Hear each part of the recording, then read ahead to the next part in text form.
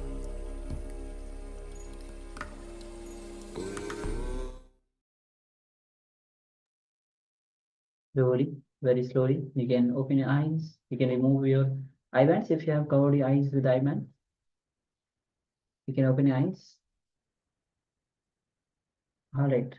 So let's take a moment and share what was revealed to you as you were scanning the image that the acharyas were looking at. Anything that was revealed to you, whether in terms of you might have seen the images, you might have seen as some text. It might have revealed to you as some text. It might have come you as some feeling. It might have come as some sound. In any ways that was revealed to you, you can start sharing.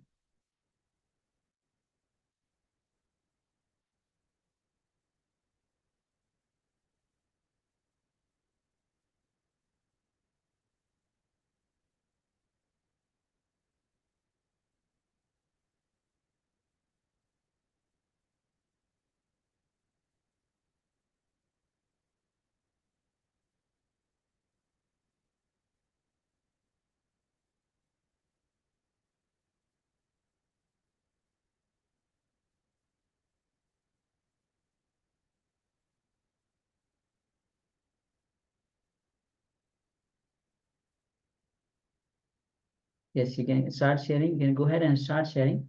What was revealed to you as you are manifesting the power of remote vision, seeing all the details of the image that the acharyas were looking at. So please take a moment and start sharing.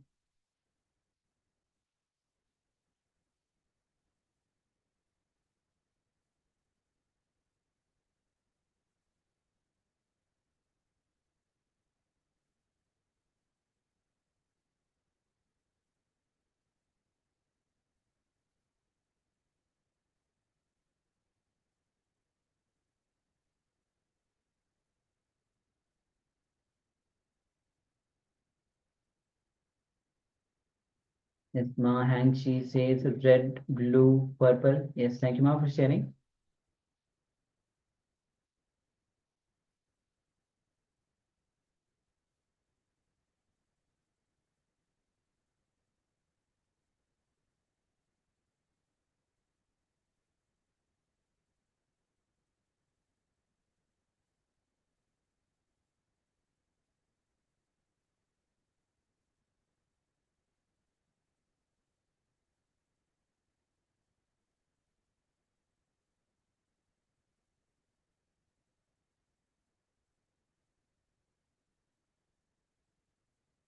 Just waiting for a few moments as we receive other sharings. Then we'll be actually projecting you the image on your screen so that we can start verifying our revelations.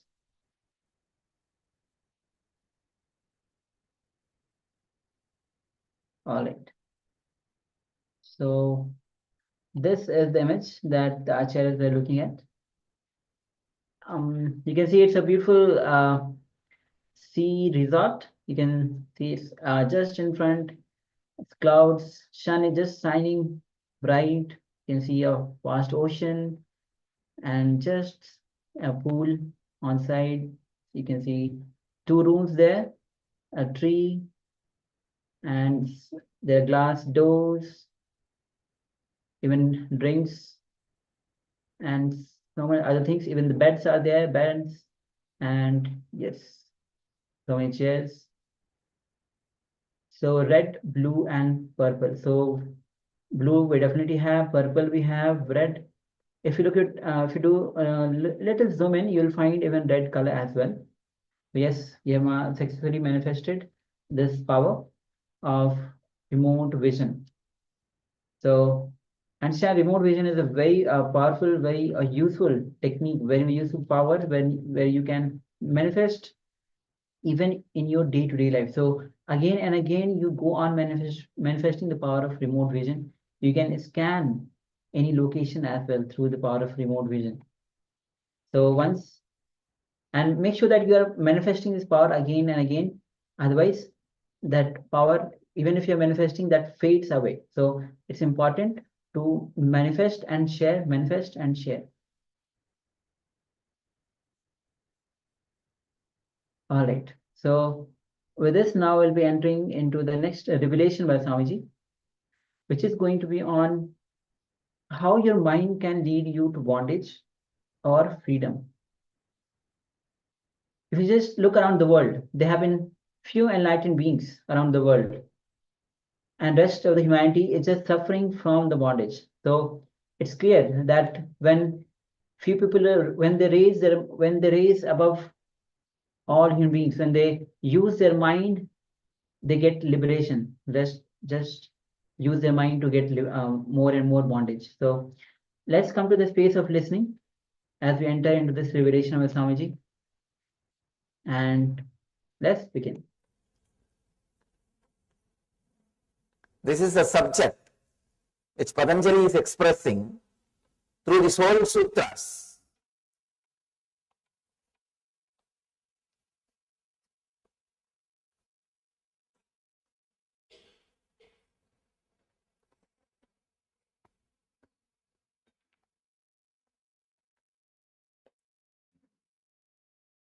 Illumining your comprehension means seeing things properly, with a proper light, with awakened vision.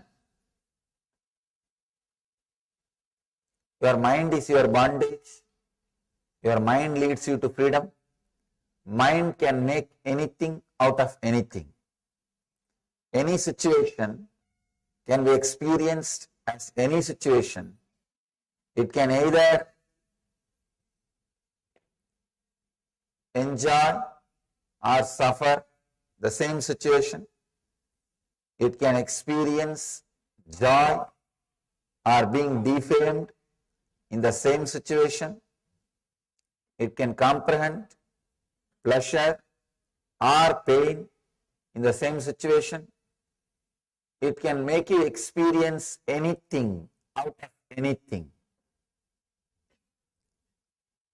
I have seen people coming to me for healing. After today's they will come. There will be few people, they will come with so much of joy. They will say, oh God, Swamiji, 50% disease has disappeared. I am surprised. How can this happen just by a touch? They will be in ecstasy, jumping. There are few people who come and tell, still 50% not healed, Swamiji. The deep suffering, sorrow. They don't, then when I ask them, how long this disease is there? They say it's there for 20 years. They don't even understand, which was there 20 years, melted down more than 50% within 2 days. They have wrong comprehension. This is the subject which Patanjali is expressing through these whole sutras.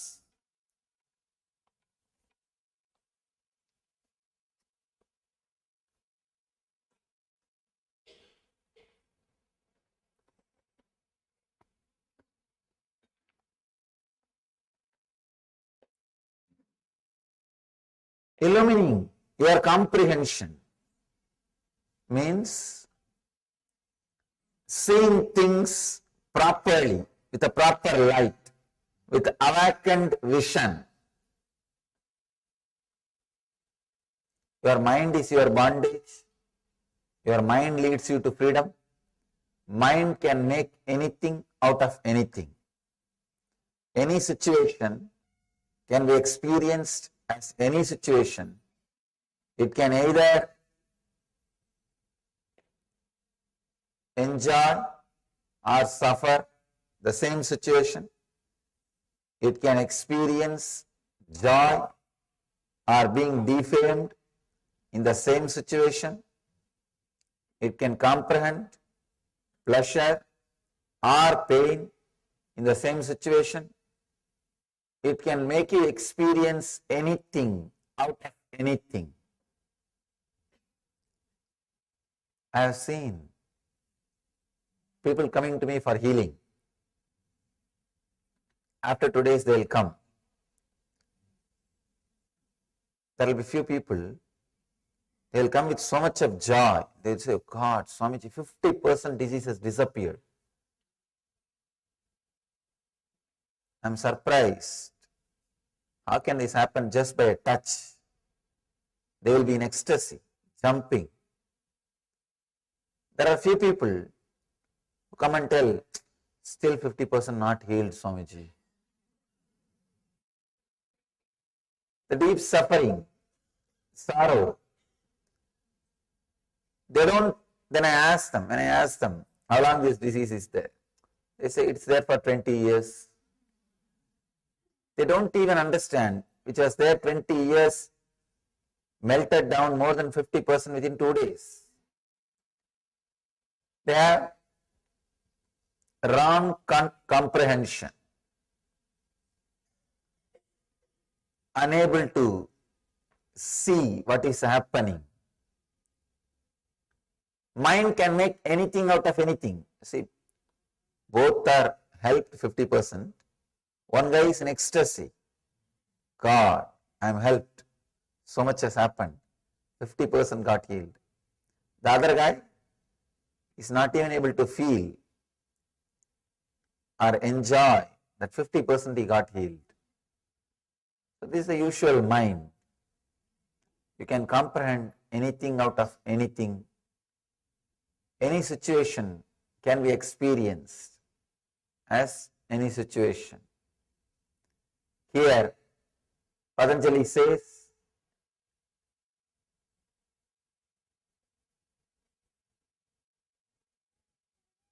these 5 modifications: right knowledge, wrong knowledge, imagination, sleep, and memory. These 5 can be the reasons for your pleasure or pain, for your anguish or joy, for your peace or restlessness. You can use these 5 towards anything. Sometimes people ask me, how can right knowledge be the reason for suffering, Swamiji? How can we use right knowledge for suffering? Here Patanjali says, all these 5 can be reason for suffering or joy. Please understand, many times I have seen people creating guilt out of right knowledge. I told you a story a few days before.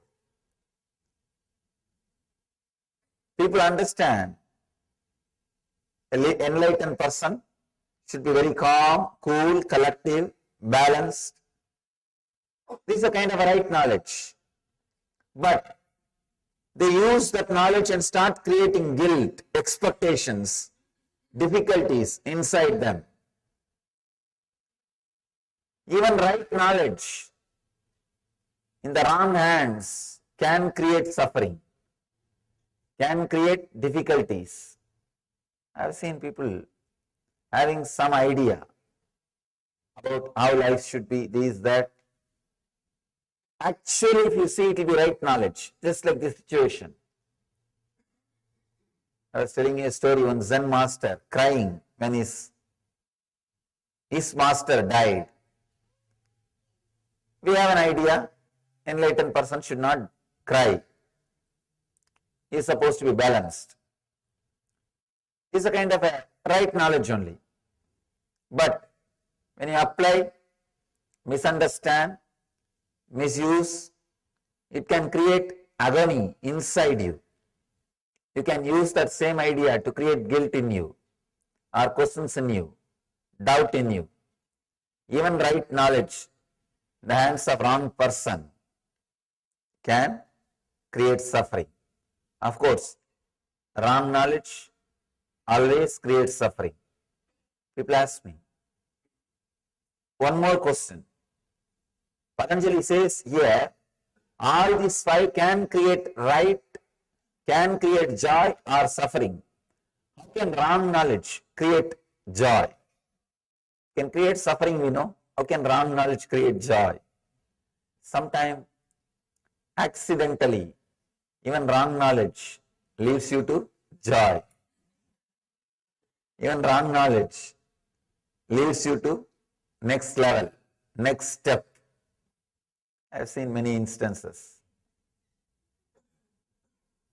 They may not know the reason, the right reason, but they do the right act. Without knowing right reason, without having the knowledge about right reason, but doing right act.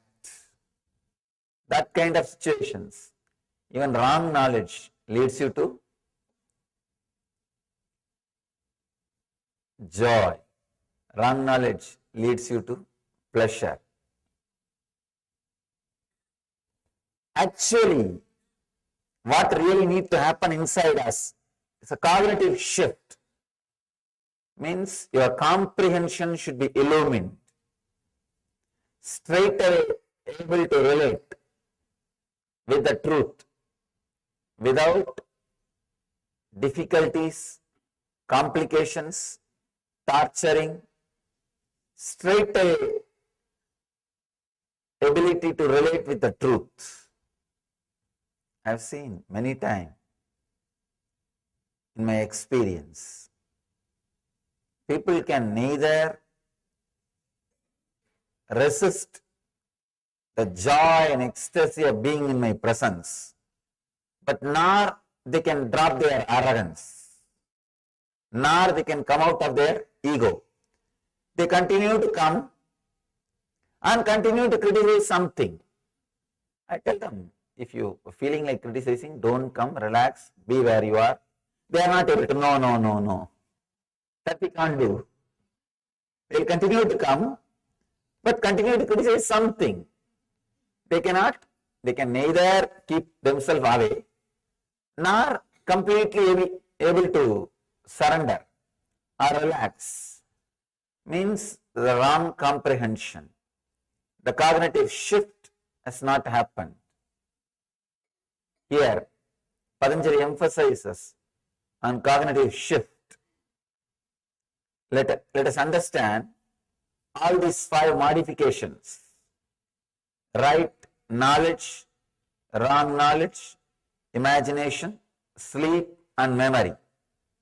Yesterday we understood right knowledge and wrong knowledge. Today we will enter into imagination. Imagination, same way, can lead you to joy or pain, suffering or ecstasy. See, almost all meditation techniques are based on imagination, except very few techniques.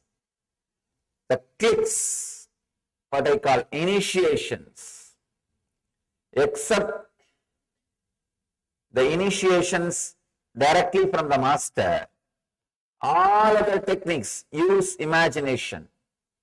For example, the unclutching, the science of unclutching, or the first technique which Patanjali spoke. Your mind is not a thing, it is an action, stop. This is not using your imagination. This is a straight initiation. Straight initiation, straight kick. Except this kind of initiations, this kind of clicks, all other techniques are using your imagination. When the imagination is used to lead to pleasure, to make you experience ecstasy, it is called meditation. The same imagination is used to lead you into suffering, it is called mind. There are only 2 things. Either your mind can continuously condition you, or it can continuously liberate you. Your imagination can either go this way or that way. It cannot stand still.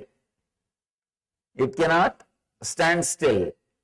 We need to understand this one fact. We always think, I may not be progressing spiritually, but I am stuck somewhere where I am. No.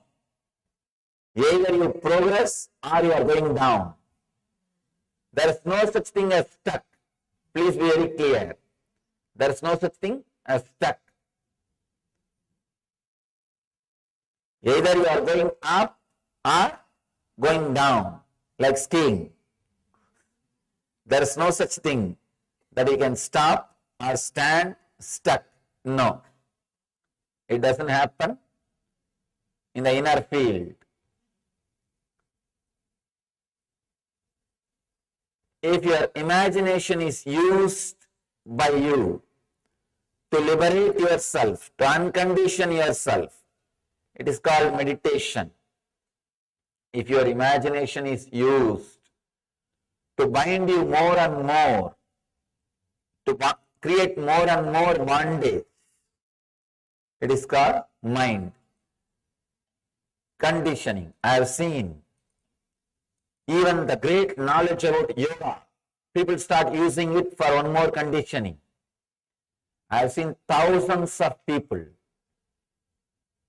reading Yoga Sutra, they will be depressed because they misuse this knowledge, they abuse this knowledge, they misinterpret this knowledge, they start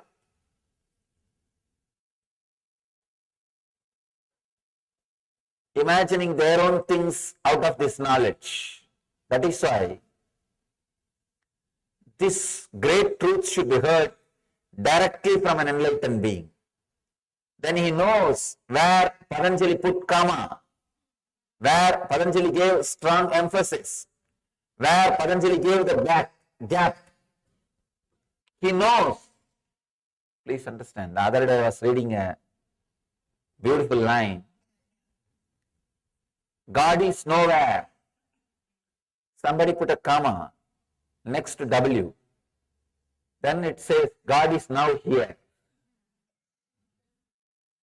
Sometime you need an enlightened person to put the comma, to create the gap. Only he knows where Patanjali gave gap, where Patanjali put the comma. The other slogan I read, there is only one God. One guy put the comma next to the word, there is only one. Then it reads, there is only one God. First line it says, there is only one God. It's more like a moral science, uniting all the religions, creating peace. The second line, there is only one, comma, God. It's a spiritual experience. It's a spiritual truth. These two statements may look similar, but it has tremendous different significance. Its significance is totally different. See, there is only one God. It can be uttered by anybody. Everybody utters the same thing. But they say in the end, there is only one God, that is my God. Not your God. That is where the problem starts. Everybody accepts there is only one God, no doubt. But everybody says, that God is only my God, not your God. The path to that God is only my path, not your path. That is where the problem starts. So if you put one comma, there is only one God, there is only one comma, God, then it's a spiritual experience. This statement means there is only one thing, nothing else. So, when you listen to these great truths from an enlightened master, you know where to put the comma, you know where Patanjali gave the gap, you know where he emphasized, you know where he was connecting or disconnecting words. Imagination can either lead you to hell or heaven. It's like a drug, LSD. Many people experience ecstasy. They take a drug. Many people experience suffocation, suffering also. If you are habituated for nightmares, If you take LSD, you will have a suffocation feeling. Your LSD experience will be nightmarish. If you are habituated for sweet dreams, if you take LSD, you will feel like you are in heaven. That's all. It is intensifying what you think, intensifying what you imagine. The drug experience is nothing but intensification of what you are imagining. Your imagination. Your imagination can lead either towards this direction or that direction. I can give you thousands of examples, thousands of stories. Especially I am constantly working with people's imaginations. It's my life. Last 6 years, I'm working with imaginations of the people. Millions of people directly and millions indirectly. Either trying to remove their imagination, alter their imagination, or redirect their imagination. Just today, one of my disciples was telling me,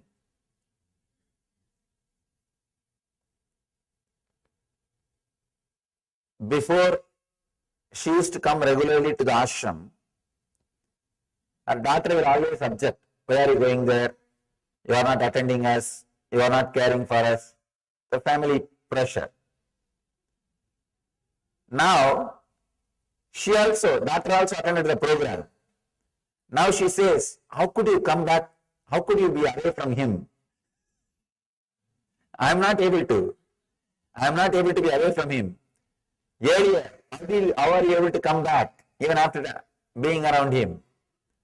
So her imagination, when she had wrong imagination, she was not able to relate with the mother. She was fighting with her, saying, where are you going? Now when she has the right imagination, she is fighting with her. Why did you come back? It's a mind.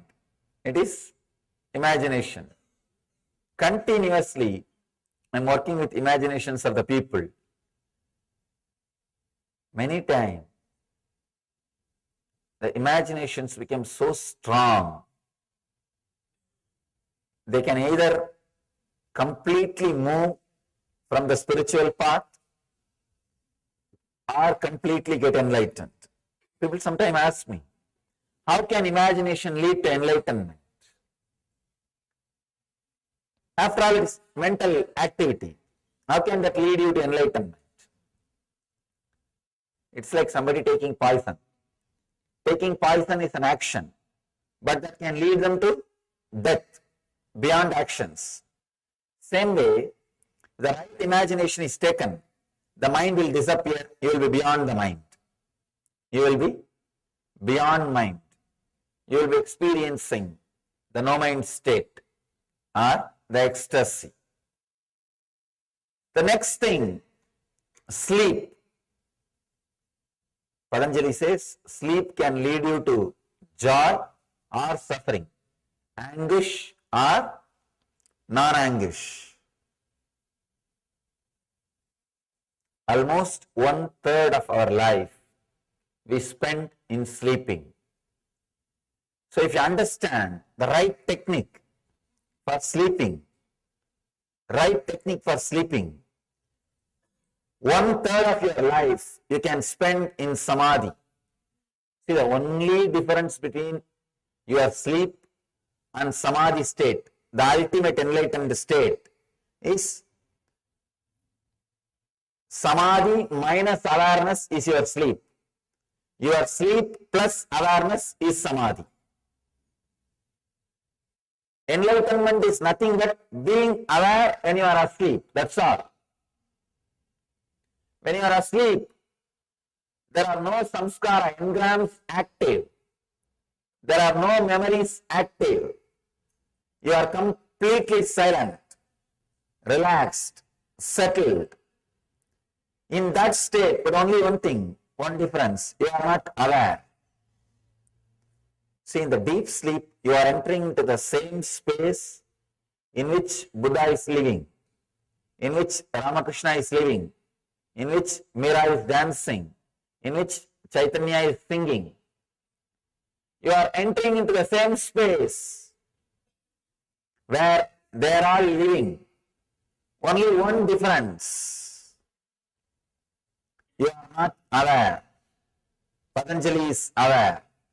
Chaitanya is aware. Krishna is aware. Buddha is alive. In that space, if you know how to be alive, if you learn how to be aware, you have done everything. Nothing else needs to be done. All you need to do is how to be alive when you are asleep. How to be aware when you are asleep. Now our problem is, forget about how to be aware when you are asleep. How to be aware when we are awake. How to be aware when we are awake. That is a big problem. That itself is a big problem. Today we will practice a technique to convert your sleep into samadhi. Convert your sleep into samadhi. Please understand. When I say being aware during your sleep, I don't mean sleeplessness.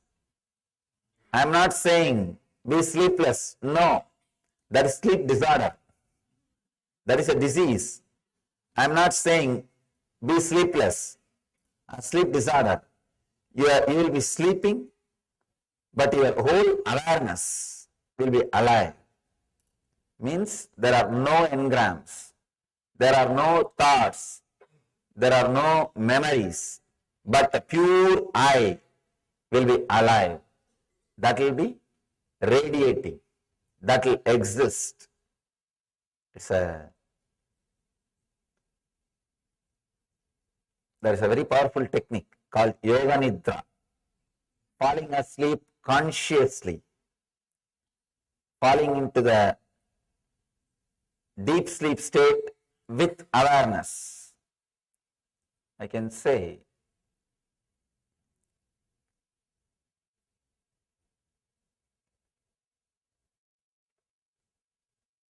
if you can drop into that state with awareness and come back, suddenly your whole system will be new. Your whole system will be different. Your whole system will respond to the world in a completely different way. If you fall asleep, if you sleep very deeply, if you have a good sleep and come out, your system will be fresh. It will respond to the world in a very different way. If you are stuck in the dream state and come out, your system will be different and it will not respond properly to the life, to the day. If you fall into the samadhi and come out, if you fall into that deeper state than the deep sleep and come out, you will eternally respond to this world only through joy, only through bliss. That is why we call that state as eternal bliss. If you experience that state and come out, you will see you are radiating eternal bliss, eternal joy. Sleep is one of 5 modifications Patanjali speaks about. There is so much we can talk about sleep. So much can be said about sleep. Maybe instead of saying, we'll use a technique by the end of today's session. A very powerful technique. How to relax with awareness. How to go into deepest states of sleep with awareness. Usually we don't sleep more than 20 to 25 minutes. Then we come back, continue to dream, play in the dream world, then again fall asleep. After 20 to 25 minutes, come back and move in the dream state, have some dreams, then again fall asleep. That is why early morning when we get up, we don't feel we had a good rest. Because you have never rested. You are continuously playing the game. Your body might be resting or your body might be relaxing, but you are not in a relaxed mood.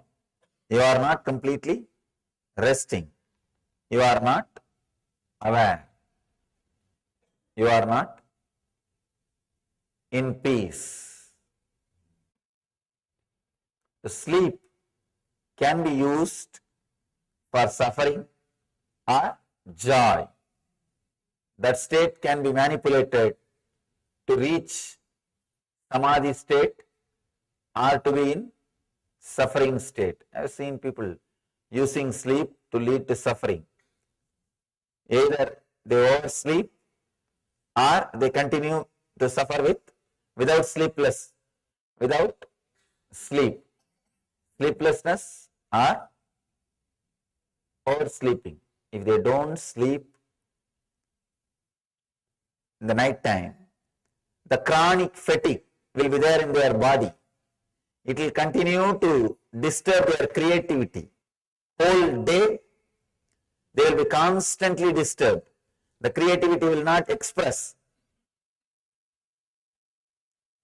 Or if they sleep whole day, there is no time for creativity. There is no possibility for creativity. Sometimes people wake up only sun comes through the window. Sometimes the bad part of this whole thing is windows to the west side.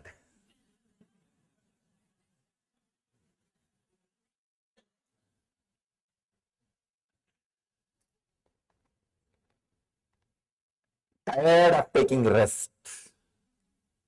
Human being is the only animal who are tired of taking rest. Any other animal, morning if you wake up, you will be fresh, jump, act very alive. Human being is the only animal, when he wakes up in the morning, just rolls and pulls the blanket. Especially that early morning sleep with the blanket will be tired of taking rest.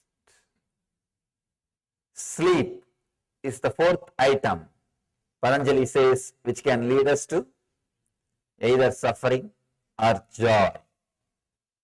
The fifth item is memory. It's a very powerful thing. Please understand. Memory is what I call pain body. Here, with the right knowledge, only with your action, connection with it can create suffering or joy. With the wrong knowledge, only your response can create joy or pain. With imagination, only your supporting to imagination, only that can create joy or pain. With the sleep, your support to your sleep, your thought also. If it is done, only then you will have joy or pain. But with memory, you don't need to do anything.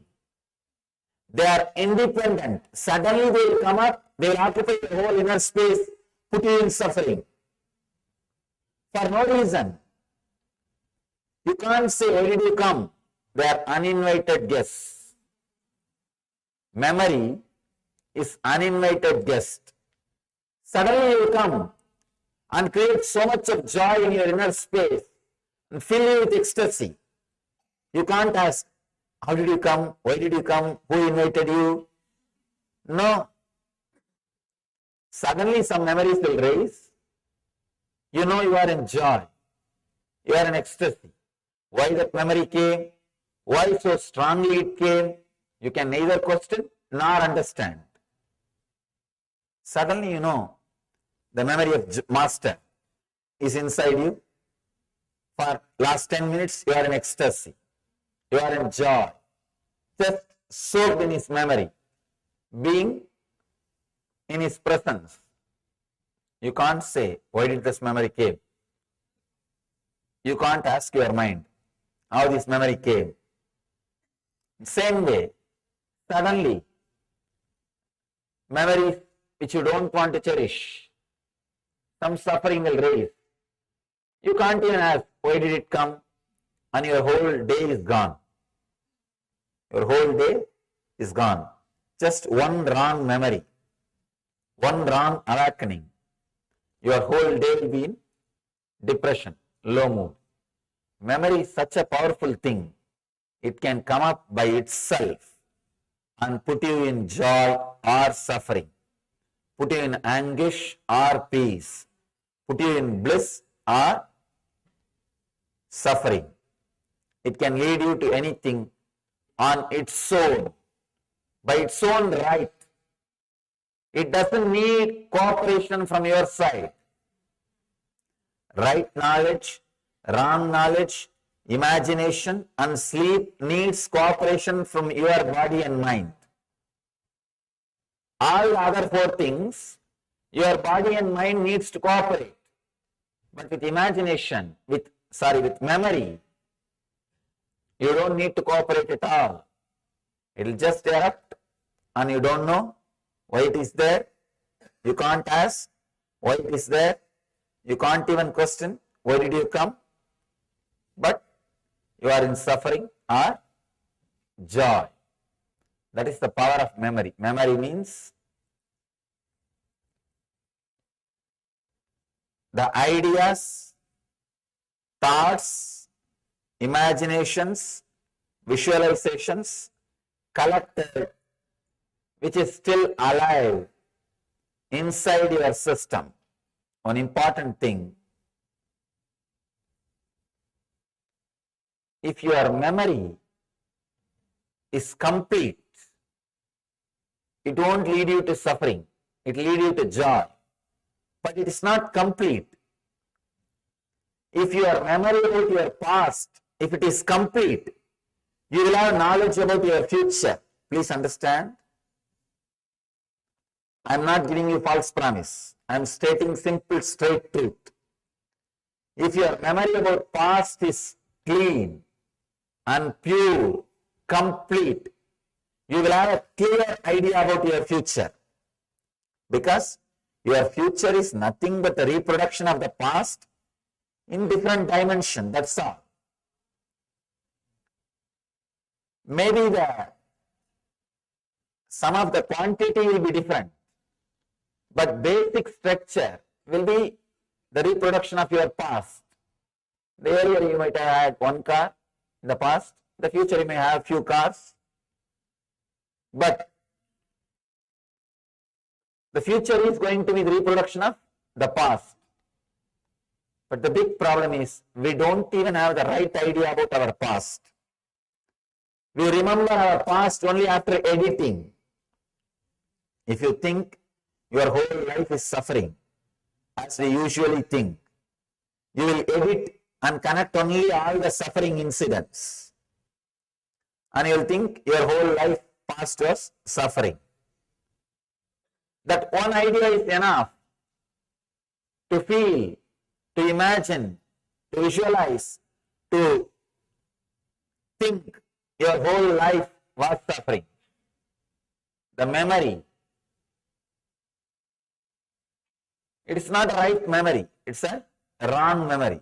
Same way, if you think your whole life is joy, again you will edit, cut, fix, paste and see your whole life as joy. You will connect all the joyful incidents, memory, and start seeing your whole life as joy. We never comprehend. We don't have the complete memory. We don't look at the past as it happened. We don't smell the past as it happened, as it is. If you have a simple, straight idea about the memory, past, a simple, straight, clear idea, you will have simple, straight, clear idea about the future. Your miscomprehension, your wrong idea about the past is responsible for the wrong idea about the future. If you think you are not able to plan your future, be very clear, you don't have a vision about your past. Any incident happened in the past adds some juice to your being, understanding to your being, awareness to your being, knowledge to your being, experience to your being. So if you are aware of all those memories, that knowledge, that essence which is added to your being will continue to guide you in the future. But when you forget those incidents, those memories, when memory loss happens, which is happening in all of us, that juice of that experience, knowledge of that experience, memory of that experience will not express itself in the future. So confusion. So confusion. Understand, right knowledge, wrong knowledge, imagination, sleep and memory. These are the 5 modifications leads you to suffering or anguish. Suffering or anguish. So realize all these 5 can be either used or abused. Just this knowledge, this understanding that it can be used or abused, it can lead to joy or suffering is enough. That is enough. You will start using them rightly. Whenever all this 5 is leading you to suffering, you are abusing it. You are misusing it. Whenever it is leading you to joy, you are using it properly. So, whenever you are in suffering, understand, one of these 5 is misused by you. So, decide you will use that properly. Whenever you are in joy, understand, these 5, any one or all the 5 are used by you rightly.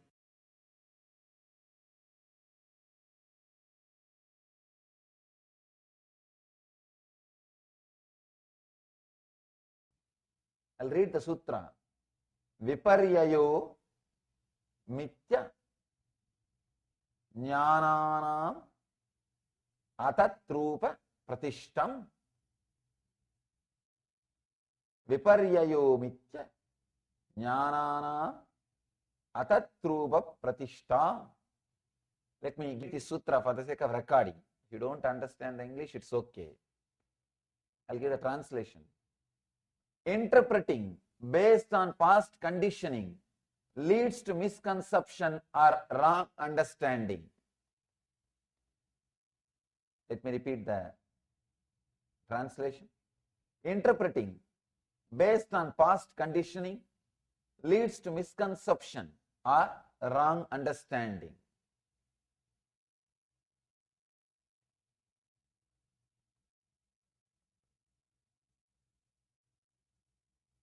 The Upanishads, Zen koans, Sufi mystics' poems, everything expressed by the enlightened masters are again and again repeating what is reality. Isha Vashyam Itam Sarvam, whatever is God. Again and again, even the Zen masters, they say, before enlightenment, mountain is a mountain, tree is a tree, river is a river. After enlightenment, mountain is a mountain, tree is a tree, river is a river.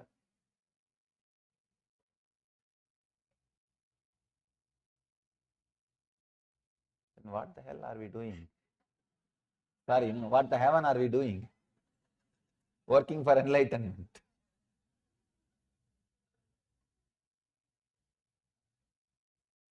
Again and again, masters say what is. Buddha beautifully says, tatata.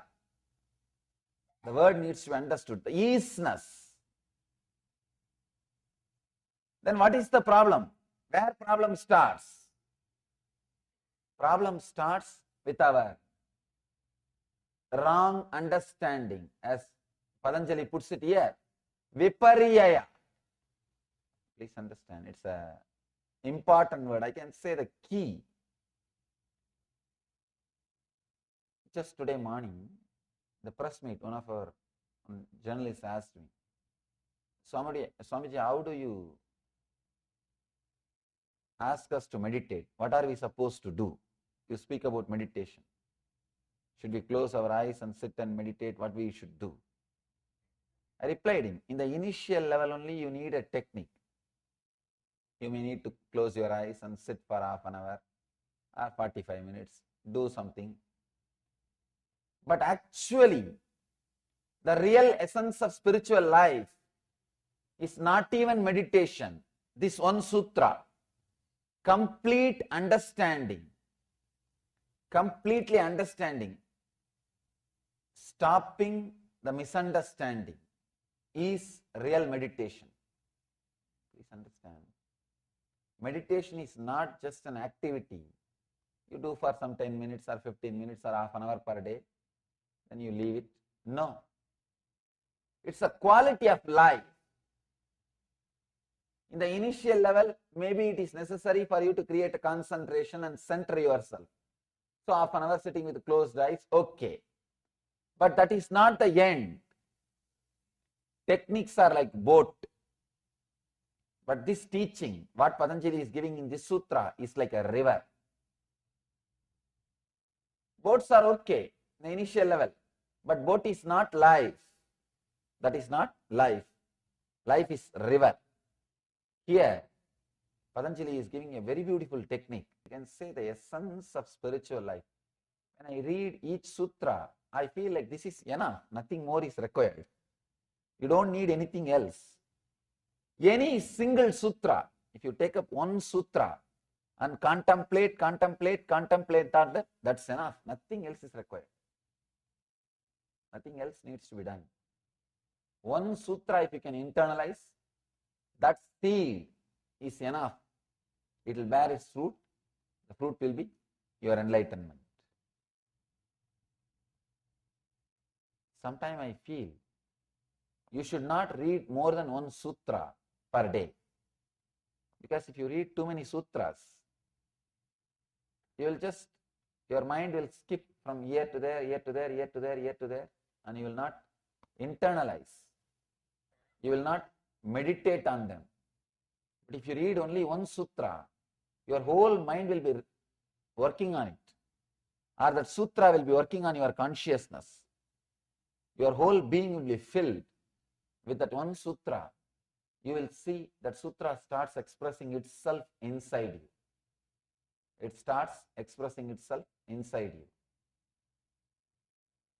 Interpreting based on past conditioning leads to misconception or wrong understanding. The whole thing, whatever problem you have, can be solved with this one key. Because your whole thing, whatever problem you have, everything is just because of one reason. That interpreting based on past conditioning leads to misconception or wrong understanding.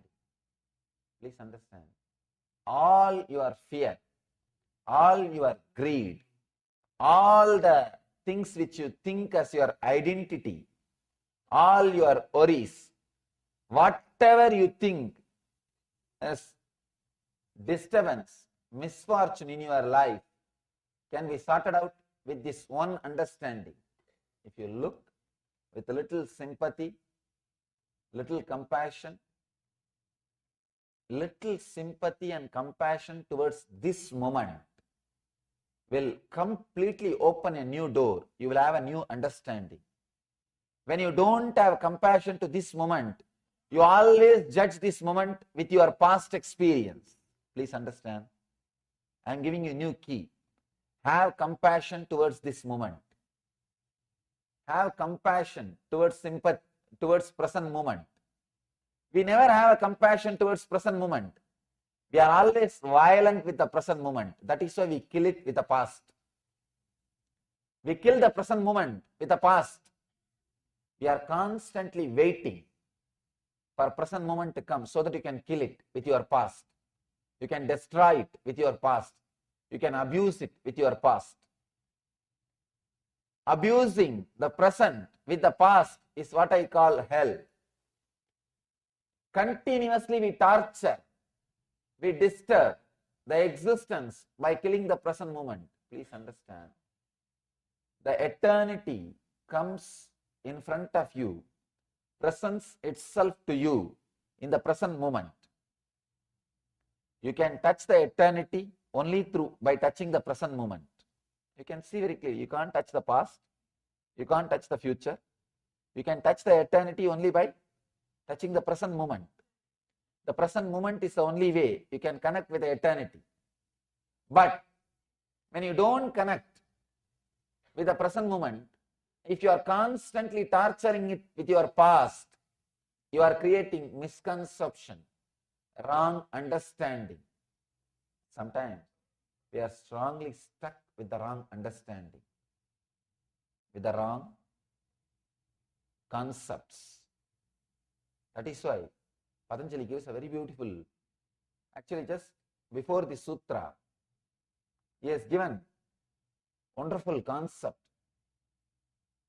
I wanted you to know that sutra also. You will understand.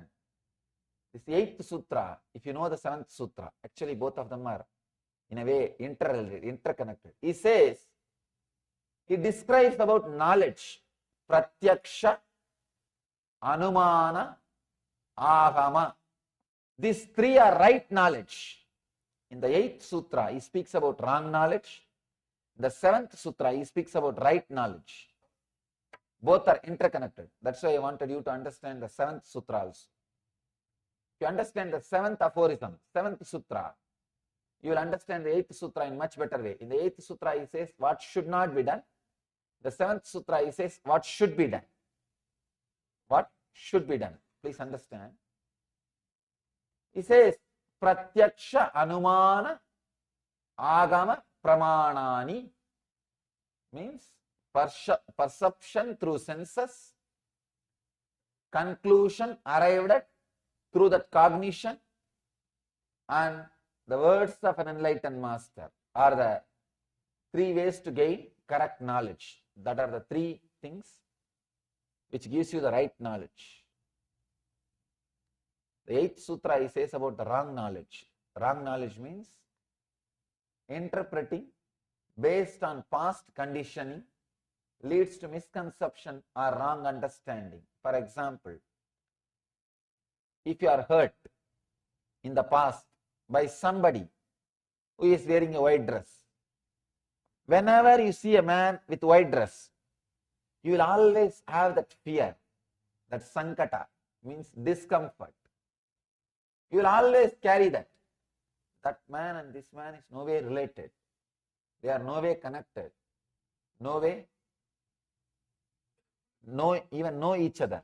But you carry that. You pass a judgment. You carry your past.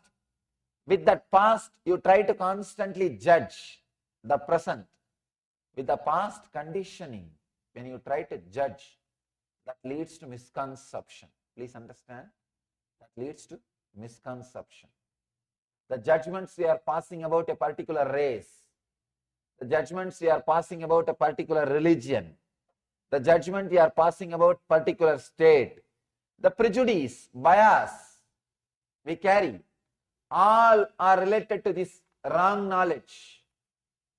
We have our own prejudice about particular race. Many times people come and tell me, especially when they come to India and see, Swamiji, we thought whole India will be always meditating. We don't see here like that. They think that whole Indians will be always constantly sitting with the closed eyes, silently, politely and meditating. The other day I read an article. Yoga became very popular in Mumbai because Madonna practiced it. Really. The power yogas became very popular because Madonna practiced it. Please understand, do not carry concepts. Do not carry assumptions. We pass judgments. For example, if you meet one person, based on your experience with him, you judge that whole country. You judge that whole race. You judge that whole religion. Poor religion, what it will do? Poor man, what he can do? No. You cannot pass judgment like that. You cannot just create ideas. Please understand. Creating this kind of ideas and adding, sometimes we think, Yes, this guy misbehaved with me. I know it's not that all the people from his religion or from his country will misbehave with me, but even then I can have a casual opinion. What is the wrong? Nothing wrong. So when you casually chat with your friends, you pass a comment. You know, that guys, they are very egoistic. Their whole country is arrogant. You make a comment. You think, what is the harm in this simple comment? Nothing wrong. After all, I am not going to believe this. You yourself think inside. No. It is not true. I am passing a judgment against one race or against this country. How can I pass a comment? It's not true. One side of your mind will say. The other side you will say, no, it's not wrong. After all, it's okay. Don't think. If you repeat some words again and again, you will start believing it. So be aware of the words you are repeating. Please understand. The other day I was reading autobiography of a yogi, Paramashivoham autobiography. He says very beautifully, the power of words. The first few chapters, he describes few incidents where he uses particular words with a strong concentration. Just that words come true. He says he was having a conversation with his sister. Suddenly, for some reason, he said, the sister was trying to apply some medicine on her body. Yogananda commented, that medicine will not work. You will have the boil twice tomorrow. She was trying to apply some medicine for boil. He says, you will have medicine, you will have the boil, 2 size, double size tomorrow. And he says, I will also have boil in my hand. The sister says, what are you talking? Why will you have? You don't have any problem. Why do you say these words? And he just makes this statement. Tomorrow it is there. He had the boil and the sister had double size. He says, I was shocked. Just the mere word, the power of mere word. Please understand, never utter words like, they are wrong, this race is wrong, that country is wrong, this religion is wrong. The more and more you utter, you will start believing the same words. You will start strongly feeling that same words. One more important thing, the world is too small. Don't think, oh, if I make a comment about that country, it's okay. Even if I think that country is bad, it's okay. I'm not going to go to that country. Don't think. You may not physically go to that country, but any news you hear about that country will start kindling different emotions in you. I have seen many people suffering with unnecessary lust, unnecessary anger. I always tell people, keep the lust which you need for your day-to-day life. Keep the anger which you need for your day-to-day life. That is okay. But we suffer with unnecessary lust, unnecessary anger. Unnecessary anger means the anger which is no way going to help you, or the anger which you can no way exhibit. For example, you read some news about some country's president. In some country you say, these guys are killing their citizens. You carry a strong anger. This fellow is doing all these things. You carry a strong anger. Will you be able to do anything against him? No, you can't. You can't directly interfere in his life. You have neither right nor power, nothing. You can't do anything in his life. What you will be doing? You will be just sitting with that anger. Whenever you hear that guy is suffering through some news, you think, this fellow needs. You feel your anger is fulfilled. Your violence is getting fulfilled. You go on cursing. Please understand, this is what I call excess anger. Carrying the anger which is no way directly related to your life. You have so many opinions, so many ideas, so many concepts you carry, and you suffer joy or pain based on the concepts. I have seen people sitting in front of TV and crying for no reason. No way they are affected. The news which is told, no way they are affected. Either they cry or jump. Means excess anger, excess greed, unnecessary anger, unnecessary greed. All these things are based on this wrong knowledge. What Patanjali says, the wrong knowledge. Interpreting based on past conditioning leads to misconception. I have seen this enough in the life. Enough. I've seen, because I'm traveling all over the world. I'm seeing different race, different community, different culture, different religion, different nationality, different background, different kind of people. I can say if this one sutra of Patanjali, if this one teaching of Patanjali is propagated to all over the world, there won't be any wars. There won't be any wars. The world will become peaceful, blissful place. So much of peace will land on this world. The big problem is we quickly pass judgments about a particular race based on one person, about a particular group based on one experience. One experience is enough. You think, yes. My friend also told me, those guys are very arrogant. See, I realize he is arrogant. They are arrogant. You are just waiting. You are just waiting. Each country has jokes and comments about particular race or particular religion. Each country, they have race, they have jokes. In India, especially about Sardarjis. No, they have so much of jokes. And to tell you honestly, in my experience, they are the most devoted, spiritual and intelligent people.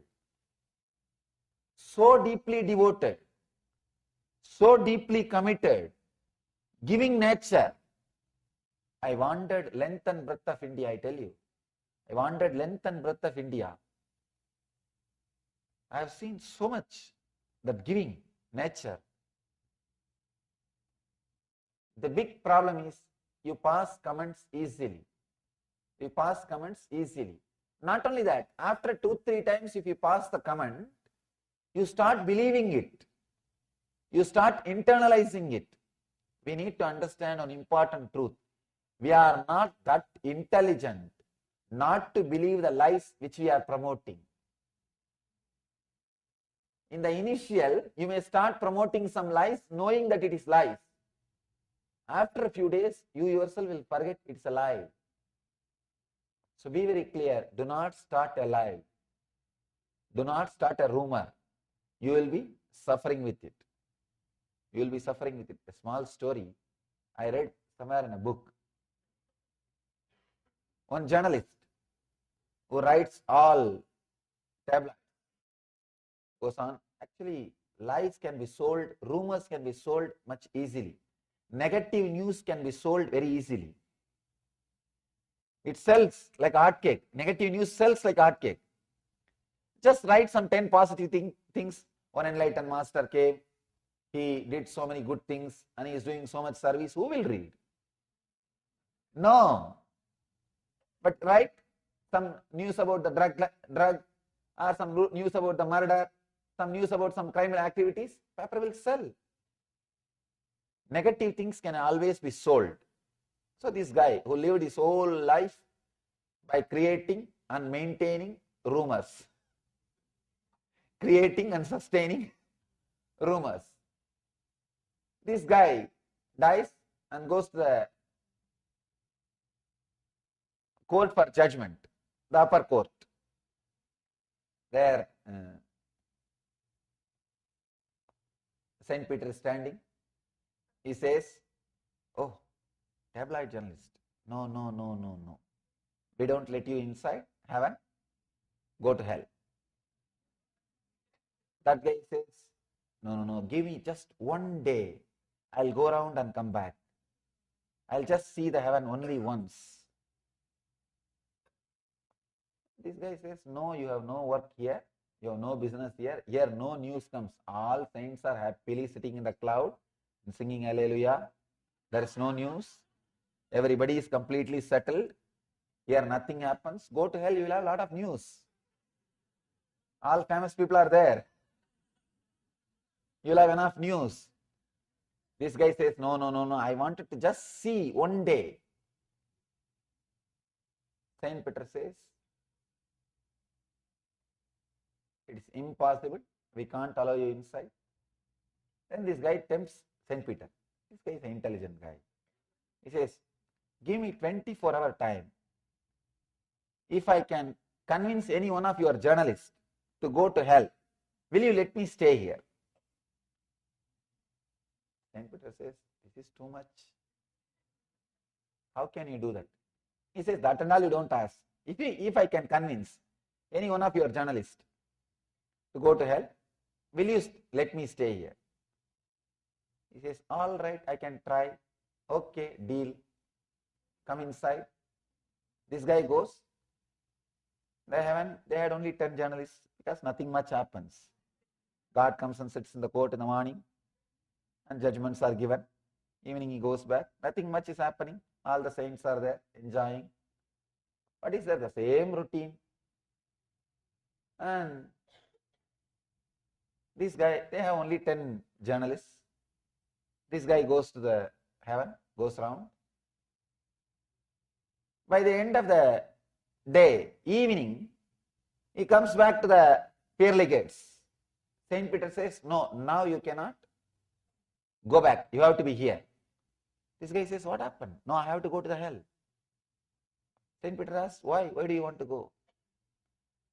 What this guy did, this guy created a rumor that in the hell, they are starting a new magazine. They want editor. He spread a news and all the fellows fled. Because how many days, especially journalists, you can't be sitting without news. It's really boring. Even in the heaven, they want some news. And without news, even heaven looks like a hell for them. So they thought, better let us go to hell. They all ran away to hell. And this guy is also running. This guy who created the rumor, this guy is also running. Saint Peter stopped and said, what happened? You only created the rumor. All of them are already in the hell. Now you are the only journalist we have. We can't afford to lose you also. You have to be here. This guy says, no, no, I only started the news that is true. If so many people are believing, there must be some truth in it. If so many people are believing, there must be some truth in it. Understand? Don't start rumors. Don't start rumors, even in a jovial way. You will be caught by your own rumors. You will be caught by your own words. The words which you create, I have seen many times. People casually create simple words. In the relationships, they very casually create simple words. He is bad. He is torturing me. Very simple words for no reason. For very simple incidents. But those words gets imbibed, engraved, and you start thinking that's the truth. Please understand, words can just stop your thinking. Words can just stop your perception. Words can just stop your conscious flow. For example, if you are in a particular situation, if you are open, fresh, alive, without the past conditioning words, you can handle that situation directly. You can live that situation directly. You can experiment with that situation directly. You can experience it directly. You don't do. You have some idea. You have some idea. You think, no, I know. I know. This is what is going to happen. I know. You see, I was telling you the other day, this guy is like this only. Your mind comes to a confirmation and immediately you jump and start taking actions. Look into yourself. All your suffering, I can say capital letter ALL, all your suffering is just with this one problem, carrying, interpreting based on the past conditioning leads to misconception or wrong understanding.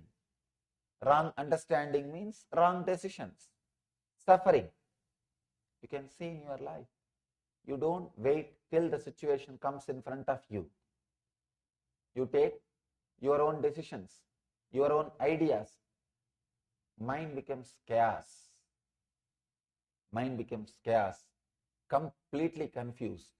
With the past engrams, you go on and on and on interpreting, create problems. Actually, many times you can see,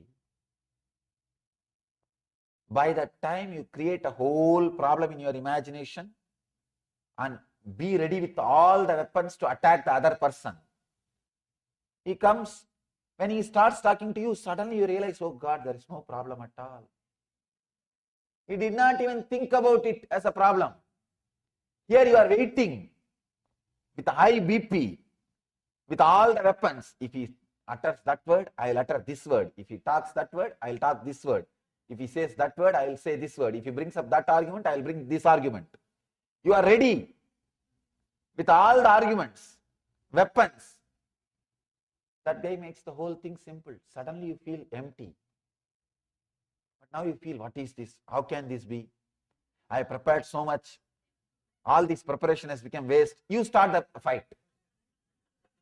Because you don't want to feel that you wasted so much time preparing for the fight. You can see this many times in your life. With your spouse, you can see. You can see by the time she or he comes back from the office, you are ready with all your arguments. Sometimes you even start taking notes on the refrigerator.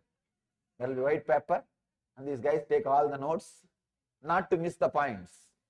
You are ready with all the arguments. But when the other person comes back, he doesn't even remember the whole fight. He doesn't even remember the subject. But what to do now? It is too much for you. You cannot leave what you prepared. Now, whatever you prepared, you have to express it. You start. That's the way life goes on. Understand? Our judgment based on generalization, we need to understand an important truth. We think in a generalized way, but we live in a localized way. Our day-to-day life is dealing with one person, one situation, but your mind always generalizes. Always generalizes. I've seen many times. People have their own weird ideas, weird opinions, weird concepts. It's just impossible. Small story. One guy goes to a psychiatrist. Psychiatrist sees his behavior and all those things. He says, I'll surely try to help you. I think you have a problem that you are thinking you are a dog. That guy says, yes, small dog with a black and brown patches. Don't you see me? Doctor says, don't worry. I'll try to help you. Can you first lie down first in that couch? I'll see and try to find out the root cause of the problem. That guy says, no, I cannot do that. Doctor asks, why? No, I am not allowed up in the furnitures. Understand? If you are convinced about something, you are too strong. Instead of going to the roots of the problem, you go on, hold on to the surface. You hold on to the surface. You know, if you go to the root, the problem may disappear. The problem is your companion. You may feel lonely. If you don't have anything to worry, suddenly just think. Suddenly, if all the worry from you is taken away, what will happen to your life?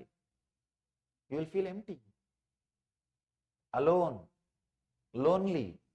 I think that will become a big worry. That will become a big worry. So you don't want to look into the roots of the problem. Here Patanjali is analyzing very beautifully. With this one sutra, he describes all our problems. Just sit and contemplate on this one sutra. This one sutra can lead you to enlightenment. Nothing else is required. Nothing else is required. This one sutra can lead you to enlightenment. One incident, really it happened. It happened. One of my brahmachari is trained in all our traditional puja and all the other spiritual practices. one program, they invited him for to conduct a spiritual program in India. This guy went and attended the program. He was pronouncing those Sanskrit mantras so beautifully. The local temple priest, they thought he's a Brahmin. Local temple priest, they thought he's a Brahmin. He's a upper caste, the priest class boy. So when they saw him, he beautifully sits and his body language is very graceful. When he does the puja and rituals and chants the mantras, they thought he's a Brahmin. They gave him all the respects and touched his feet and did the namaskar and everything. All the program was over. They took him to the nearby temple, gave him all the honor. He finished everything and came back. Somebody who went to the temple next day told that priest that he is not a Brahmin. That's all. Till yesterday evening, this guy was honoring that brahmachari, feels blessed that he is able to receive him and touch the feet, all the things. Now this fellow suddenly is in depression. He is in depression. He is continuously taking bath for 3 days. 3 days he is taking bath. And 3 days he did not enter the temple. And 3 days he has to do all the rites to clean himself. Shocked. If that inauspiciousness is supposed to come by touching that non-Brahmin, it should have come when you touched, not when you heard. Not when you hear the news. It should have come when you touched. When you touched, you don't have a problem. You felt blessed, auspicious, graceful, blissful. But when you hear the news, it means what? The concepts, the past conditioning. The past conditioning. That poor guy, he suffered so much. Just that conditioning. I shouldn't have touched the feet of a non-Brahmin. Just that one conditioning. Many times we suffer with conditioning, not with situation. Please understand, 99.9% of our sufferings are not related to situation. It is related to condition. The 0.01% suffering is not a suffering at all. All our sufferings are related to conditioning, not related to situation. You have an idea. Your mind is programmed. Your biocomputer is programmed from the young age. What is desire? What is joy? What is pain? What is fear? You are programmed. You live based on that programs. You take decisions based on the programs. You walk based on the programs. You talk based on that programming. You do everything based on that programming. This is what Patanjali calls wrong knowledge. He says viparyaya. Viparyaya is the word. You can't translate in English. Wrong knowledge is also not a right word. Viparyaya means everything is wrong. I can say wrong cognition. The very intake is wrong. The way in which you process the data is wrong. The way in which you deliver your result is wrong. The word wrong knowledge does not give the right meaning of viparyaya. Viparyaya means every step is wrong. How you receive the data, how you internalize the data, and how you process it, how you take a decision. Whole thing is wrong. Please understand.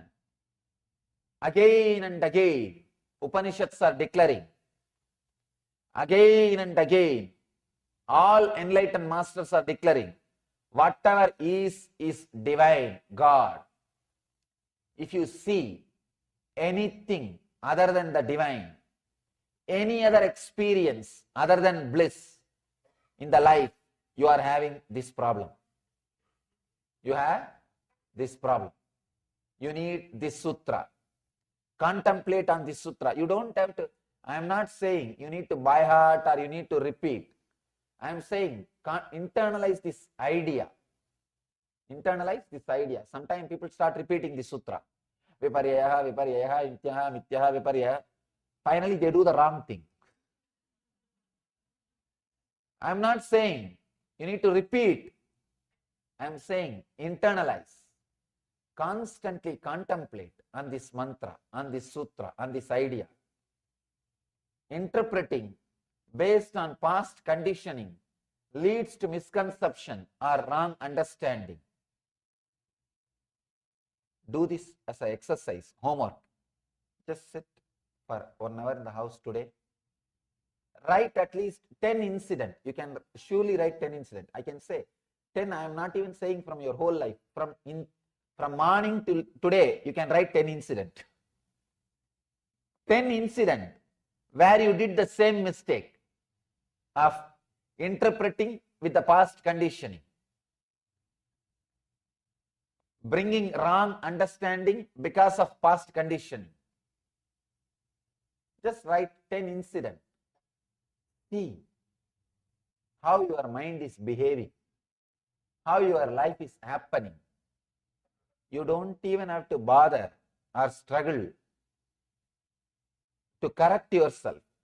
The big problem is, before even you understand the depth of the problem, you start correcting. That is where the problem starts.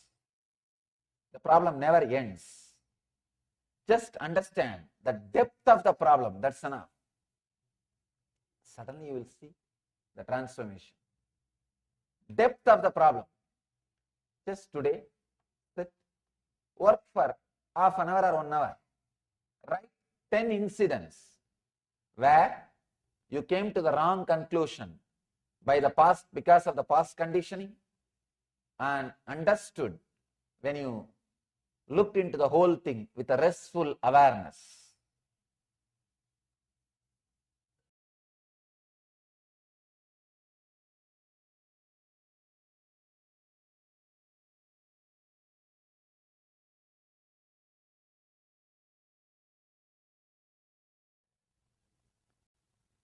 The purpose of the description is how to use this modification to lead us to joy, to lead us to bliss. I can say it can lead only to joy, then bliss suddenly happens.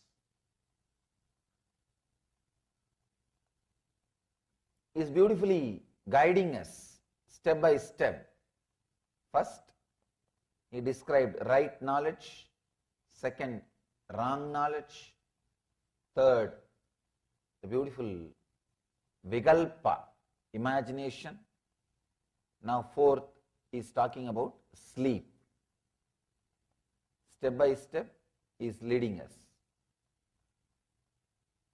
The right knowledge, then wrong knowledge, then imagination. Deeper than imagination, there is something. That is what is sleep. This is also a modification which can lead to pain or anguish, pain or joy. Sleep. If you understand the word sleep in an ordinary way, what you understand as sleep, we can ask, how can that lead to pain? Sleep always leads only to peace. How can that lead to pain? So, sleep word should not be understood as we understand in a very normal way. Let's see what Patanjali has to say about sleep. Let us understand what Patanjali has about sleep. Abhava pratyaya lambana vrittir nidraha. Abhava pratyaya alambana vriddhi nidraha.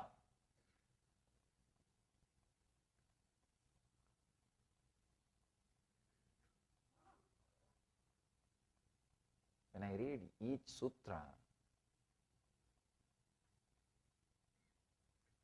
so much of appreciation and respect for Patanjali comes, even this sutra,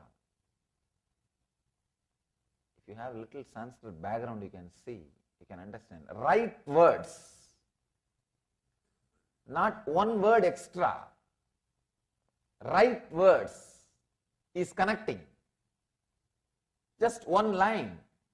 He has described different dimensions of sleep. Let me give you the translation. The subtle state where thoughts are not visualized is sleep or nidra.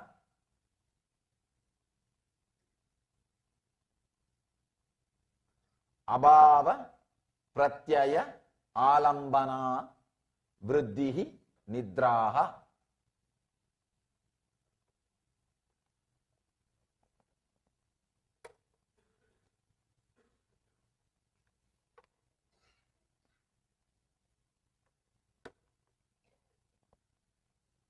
The subtle state where thoughts are not visualized is sleep or nidra. The moment I translate, I can very clearly feel I am able to translate only one dimension of that sutra. That sutra can be translated from different dimensions. Here I have a beautiful book by a research scholar, Salvatore. He has beautifully created a book giving 12 different translations. I wanted to give a credit for his great work. 12 different translations. When I see all the 12 different translations, I can say very clearly, each one of them are approaching Patanjali from different level of consciousness and different angle.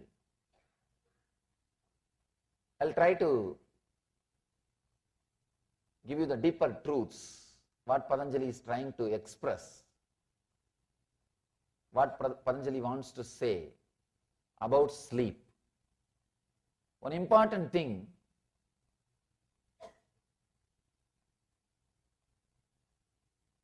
there is no beings which does not spend its time, part of its life in sleep, first thing. You can be without right knowledge, without wrong knowledge, without imagination, but you can never be without sleep. You may be able to avoid those three, but you can never avoid sleep. It's almost like you are breathing. Almost like you are breathing. It's your life. 1/3 of your life is spent in sleeping.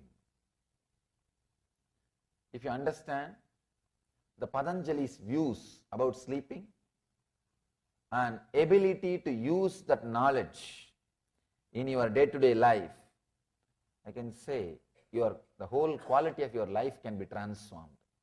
Every single sutra is a complete technique by itself. That is why I have to give so much of introduction to every single sutra. If you are coming every day, you can understand at least 10 minutes I spent in introducing Patanjali and every single sutra. Because every single sutra is a complete technique by itself. I can say every single sutra can create one religion. It has created. There are some religions which work only on sleep. One sect of Buddhism, they don't teach you anything else except the ideas, concepts about sleep. They help you to work on sleep, that's all. In daytime, whatever you do, you can do.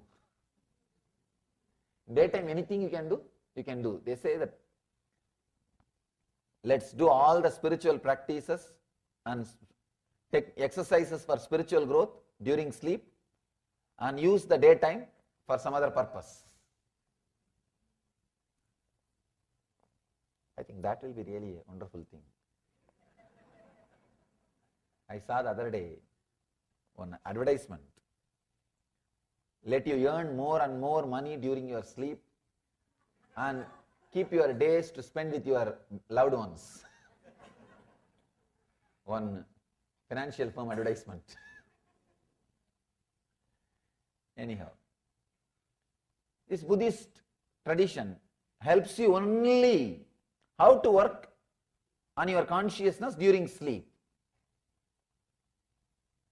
Of course, source is Patanjali.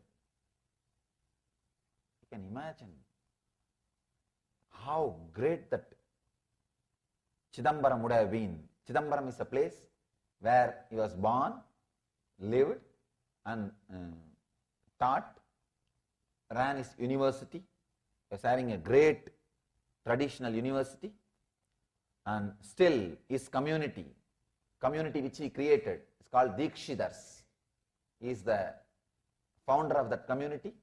Still that community is alive. Still they don't take initiation from anybody. Patanjali is Guru. Patanjali is Guru. So still his words are repeated, remembered. I can say some 1,000 families are there. And one important thing I want all of you to know, still that community, none of them cross the border of the town. You will be shocked. It is just 10-kilometer area. They take birth, they live, they marry, they give birth to kids, they die inside that city, inside that town. They don't move out of the town. They have a strong commitment to Patanjali and Nataraja. Nataraja is the Shiva. Shiva is the master of Patanjali. Patanjali became enlightened through the Shiva's darshan.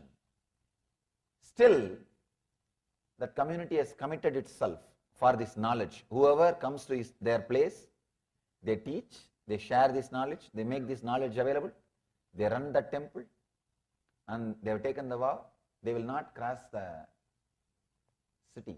Sometimes I feel surprised. Even in this age, can you imagine? The education is available to them. Everything is available to them. But they have decided, no. We will spend our life, dedication, sacrifice. I can say it is their sacrifice kept this knowledge alive, unpolluted for us.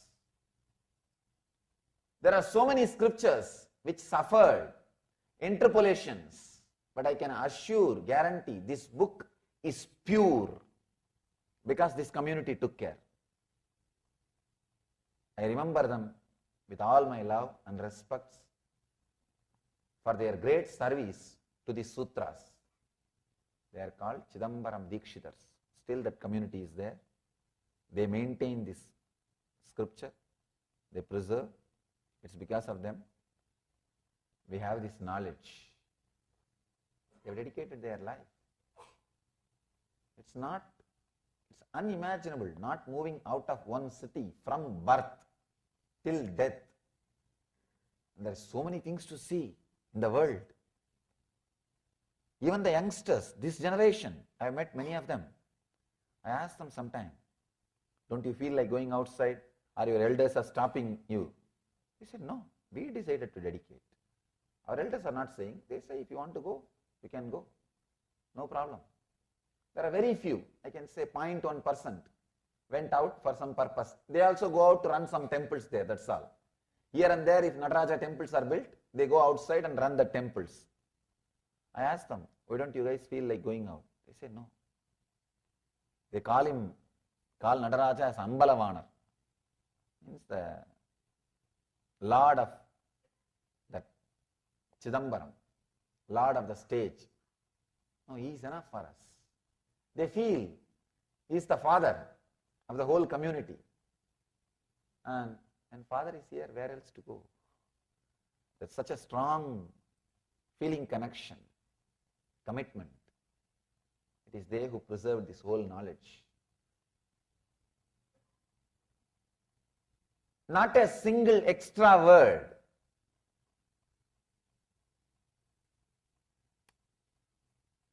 Apava, pratyaya, alambana, vriddhir, nidraha. The subtle state where thoughts are not visualized is sleep or nidra. He is not only talking about the sleep which you experience in the night. You lie down, there is no dream, there is no thought. Early morning you wake up, you know only that sleep. We remember only about that sleep. He is not talking only about that sleep. That is also one kind of sleep you go through. But you go through two other sleeps. The sleep which you experience during waking state. The sleep which you experience during dream state. The sleep which you experience during deep sleep state. Three sleep. Waking sleep, dream sleep, sleep sleep.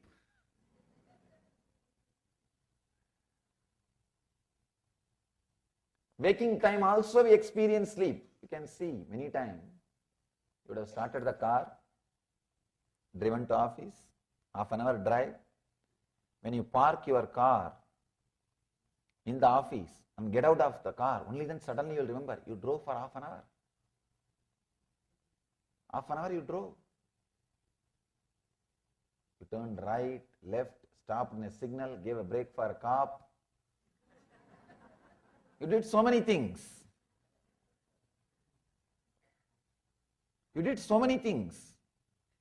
But you don't remember. Means sleeping during daytime. It's not only,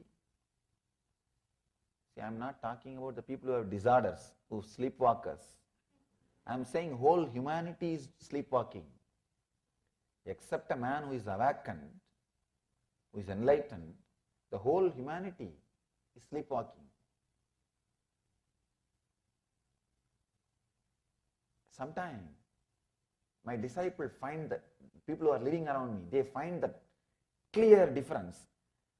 They will not be able to cope up with my clarity. They will not be able to cope up with my awareness. I tell them this. They can't grasp. Sometimes I struggle with them. Then suddenly I remember this sutra. Till you are enlightened, no other way. You will have part of your waking state sleeping. You will have part of your waking state sleeping. No other way.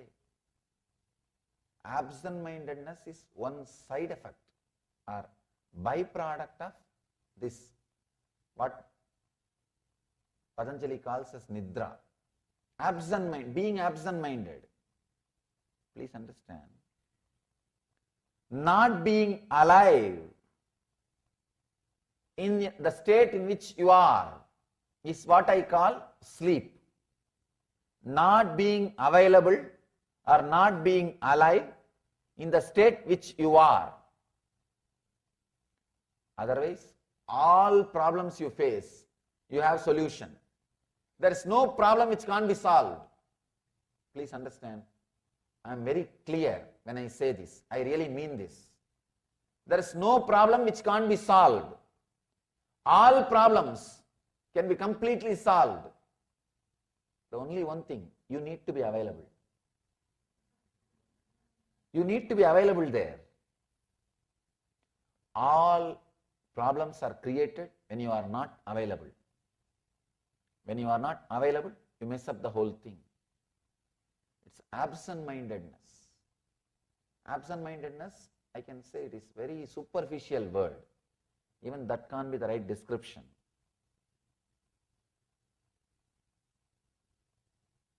You are there, but you are not there. You are there, but you are not there. Many times you can see, especially when you are watching TV, when you are reading a book, suddenly, for a few minutes, gap. Suddenly, few minutes gap. It's as if the pause has happened. As if a pause has happened. And you, at least with the book, you wake up and you can go back. That is why still no media is able to outdate books. See, no media is able to outdate books. So many medias have come where you need only less effort to learn. Lesser effort than reading a book. TV, so many medias have come. But book, you can't outdate a book because people always, they know in between they will have a rest. They will have pause. If they have passed, they can go back if it is a book. That is why people believe, trust, rely books more than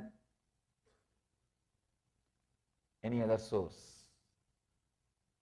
Absent-mindedness. Suddenly you are absent. You are not there. Suddenly you are not there. See, your body is moving, you are walking, you are talking, you are going, you are doing this, you are doing that. It is showing all the medical symptoms of you being alive. Clinically you are alive. Medically you are alive. But you are not there. The reflection of consciousness is not there.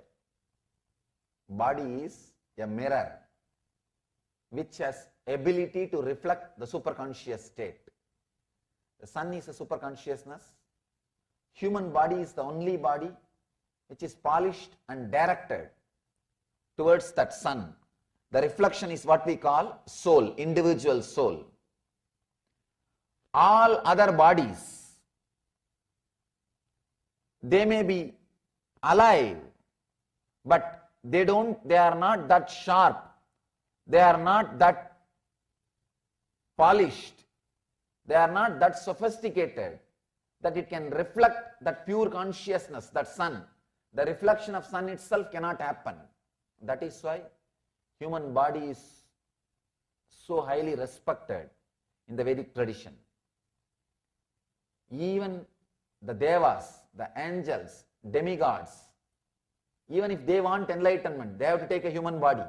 Please understand, you are in a blessed zone because the possibility is there for you. If somebody dies after having human body without becoming enlightened, that is the ultimate stupidity he can do. Sorry for the strong word. I am not saying, Shankara says.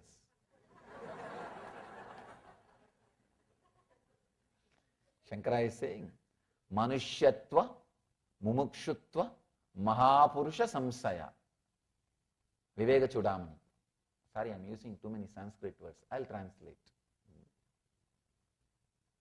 Sometimes I always think that I should not use more Sanskrit words. But without the Sanskrit words, that original words, the much juice is lost. Sometimes I feel, if I have translated only one dimension, at least if I utter the Sanskrit word, people who knows the Sanskrit, let them understand from other dimensions also. That is, actually, if I just speak in English without giving that original words, I may not express all the dimensions expressed by that word. So if I utter the word, at least for the sake of record, next generation who are listening, they may understand in a deeper dimensions, which I did not express verbally. That's the reason I never miss or I never forget to add that original words also. Manushyatva means human body. He's not even saying human body, humanness. There's a big difference. He is not saying Manushya Sarira, Manushyatva, humanness. Mumukshutva, seeking beyond, seeking the truth, seeking the ultimate. Mahapurusha Samsaya means nearness of an enlightened one, nearness of a person who has achieved. After achieving all these three, please understand, all of you have all these three. That is why you are here. The moment, of course, Manushyatva, no doubt, you all, at least I don't have doubt. Mumukshutva, the moment you decided to get into your car and drive in this LA traffic and come and sit here, you have Mumukshutva. You have Mumukshutva. There is no other reason. Why should you come here? You don't come here to see this throne. You don't come here to do anything else. You don't come here to see these or that things.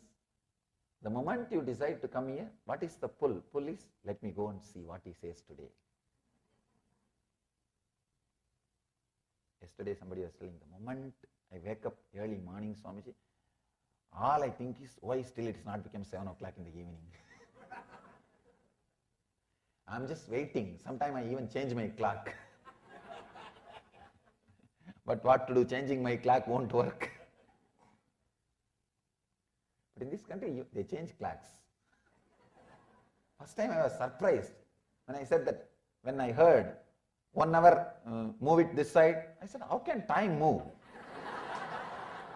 Because in India, we never heard this concept of time moving. And still I have a problem when I travel from zone to zone inside this country. Because in India, from Kashmir to Kanyakumari, same time. From Calcutta to Allahabad, same time.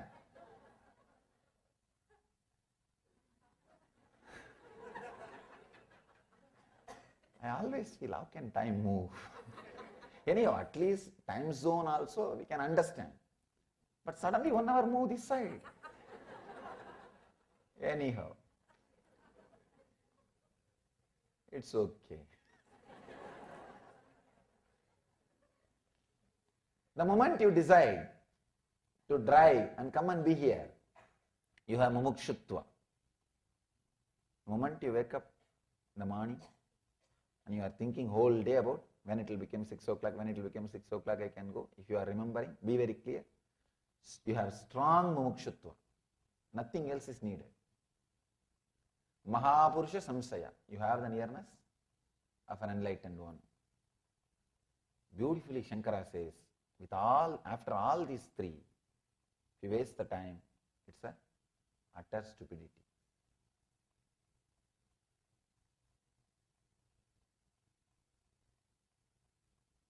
Again, the whole thing boils down to this one sutra. If you ask me the question, how can I use? I have all these three, how can I use? Whole thing boils down to this one sutra, be available, don't be in nidra. This, avoid day sleeping, at least when you are with the master. Avoid day sleeping, at least when you are with the master. The absent-mindedness, I can say, because of absent-mindedness, people miss many things. The relationship, the life, the decisions, many things they miss. Sometimes, see, being absent-minded, when you talk to others, is one problem. I have a story about that. It really happened. It's a story in my life. In the North India, I was staying in an ashram in Rishikesh. The head of that ashram, that Swami, is a great sadhu, a very pious, wonderful person. Not only he will meditate and do tapas and study, he will do social service also. He will go all out in the local villages. He will collect all the kids and give them food and give them shelter and education, do all services. One big problem with that sadhu is he is absent-minded. Even while you are sitting and talking, he will fall asleep. The wild thing is, with open eyes, he will fall asleep. That's one big problem.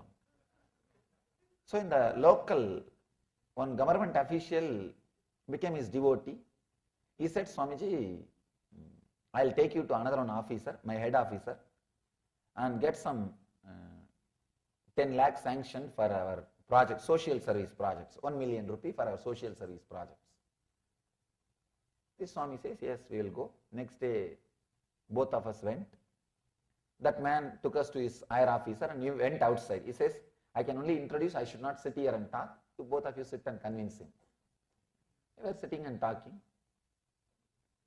That guy started saying what all service you are doing, and he started suddenly bargaining. Means, I will not give 1 million rupee. I cannot give 1 million rupee. I cannot give 10 lakh rupee. I can give only 5 lakh. But then I started bargaining and I started telling this we are doing, that we are doing. This Swami doesn't take anything. It is not going to his Swami and all. It is not going to him and all those things. And he was sitting. Suddenly I saw he slept. He's missing. With open eyes. I cannot wake him up in front of the officer. So somehow I managed, talking. Completed the bargain around 8 lakh. Swami could have kept quiet. He woke up. He started telling, we cannot accept below 6 lakh. You should give at least 6 lakh. Just now the officer said, I will give you 8 lakh. Suddenly he wakes up and starts shouting in a high pitch. Big problem is, when you wake up, you just wanted to show that you are awake. You don't want them to think that you are asleep all this time. You just wanted to do something to prove that your identity, you are available. This guy suddenly woke up and started shouting, no, at least 6 lakh you should give. You cannot stop with 5 lakh. The officer got completely confused. What happened just now? I agreed for 8 lakh. It's absent-mindedness. Big problem. Absent-mindedness during talking with others or your activity, you will lose outer world.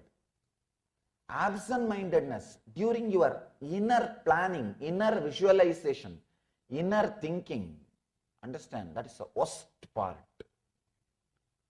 You will suddenly miss some links. You will be thinking, I should start seeking sincerely. I should read this book. Suddenly there will be pause. And after a few minutes, I think I should watch TV. Time is going. I did not go to this show. I should go for that show. I should do that. Suddenly, there is a big pause. The thing which was happening inside you is missing. Please understand. The absent-mindedness which happens internally, I can say that is the worst thing. Nidra which is happening in the internal flow of consciousness, flow of thoughts, is worse than the nidra which is happening in your outer activities. Absent-mindedness in the outer world, you may have only 1 or 2 problems outside. I have a story about that. I'll read it out. Because sometimes with my accent, people miss the punchline. The big problem is when they miss the punchline, they ask the next person. It looks very foolish. Then I have to elaborate on a joke. If a joke has to be elaborated, that is the worst joke. The joke needs to be elaborated. Something is seriously wrong with the joke or the person who told. Or the person who heard. An absent-minded professor was moving to a new house. Further along the same street, his wife knew that he was prone to forgetting things. So she wrote down the new address on a piece of paper before he went to college. She handed him the paper and the key to the new house and reminded him not to go back to the same old address. That morning, one of his students asked him a complex question, and the professor wrote the answer down on the back of the slip of that same paper. Student asked whether he could keep the same paper. Forgetting what was on the other side, professor said, certainly. In the evening he returned out of habit to the old house, tried the key and could not get in. Realizing his mistake, he searched in his pockets for the slip of paper with the new address, but of course there was no sign of it. So he wandered along the street and stopped the first personable looking lad whom he saw. Excuse me, I am Professor Galbraith. You would not happen to know where I live, would you? That guy replied, sure dad, I know.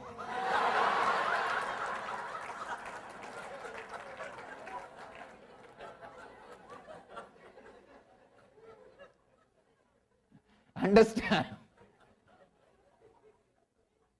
This is too much. This is too much. Absent-mindedness in the outer world.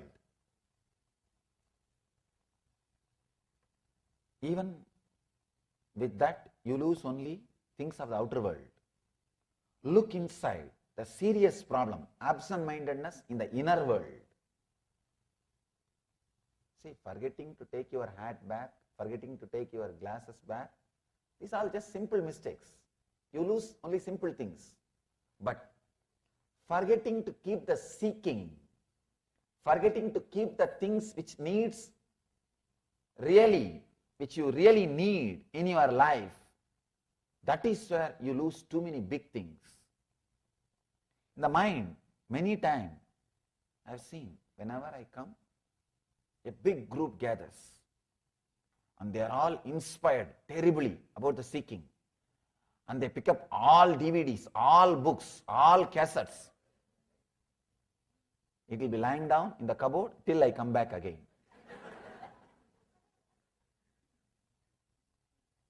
No, it really happens. It's like people prepare for, when they read some books about exercise, or when they see some show in the TV, or when doctor says you have to exercise, they go to the shop and buy all kinds of instruments and all kinds of books, and it is lying down in the garage for next 2 years. Till they see the doctor again, until the doctor says you have to exercise. Till the doctor again says, insists, it is lying down in the garage. Means, inside your thinking, absent-mindedness. Please understand. Whenever I put a fire inside you, you decide, yes. I think from today, I am going to leave what Swamiji says. I think I wasted too much of time. You create all kinds of vows, all kinds of ideas, all kinds of thoughts. By the time you reach your house, that mental setup slowly, it's not there. The break. Inside your thinking system, you slept. The absent-mindedness. That nidra has happened in your energy flow, in your thought flow. See, just the sleep which you go through in the night time is no way going to lead you to anguish, pain. I can say it's a power, it's an energy. You go back to the state, you go back to the source from which you created this body. See, this body was created when your mother was fast asleep. That is why still in India there is a tradition. Pregnant lady, if she is sleeping, she will not be disturbed. They won't disturb her during sleeping. They say that Brahma is creating the body. Brahma is creating the body, let her sleep. They say she should sleep.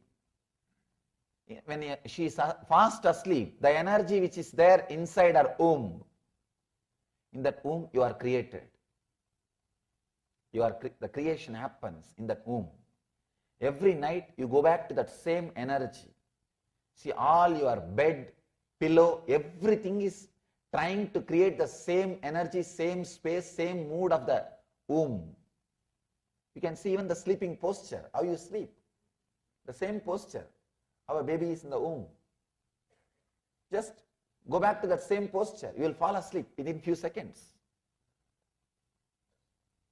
All the bed, everything is trying to recreate the same ambience, same experience which you had in the womb. You go back to the same energy and recreate your body and come back to live. That sleep, no way it will lead you to pain or anguish. But the sleep which you experience during the thought flow or the action flow, during the thought flow or the action flow. See, if you experience the sleep during the action flow, you will miss things of the outer world. If you experience the sleep during the thought flow, you will miss too many things of the inner world. You can see very clearly.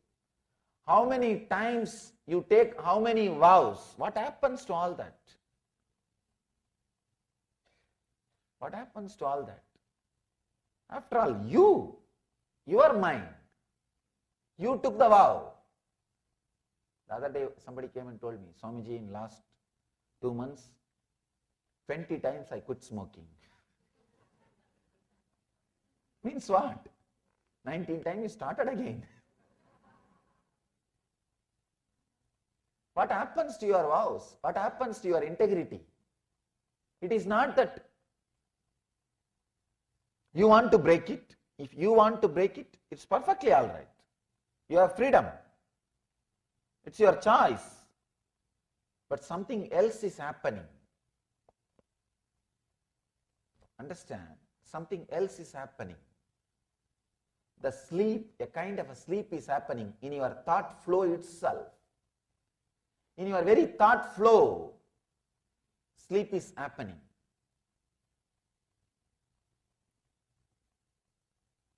There are two kinds of repairing.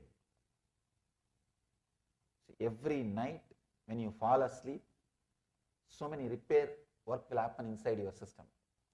It gets rejuvenated.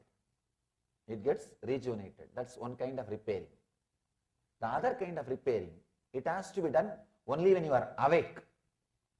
You can't be put to sleep and the repairing cannot be done. The physical repair, you can be put to sleep and the repairing can happen. Your tiredness, if you are tired, you can be put to sleep and the tiredness can go away, repairing can be done. It's like an auto mechanic repairing a car. But the conscious repair, it's like a doctor doing bypass surgery. You can't be put to sleep. The repair work has to happen when you are alive. Doing conscious repair is what I call meditation. Sleep and meditation, both are almost same.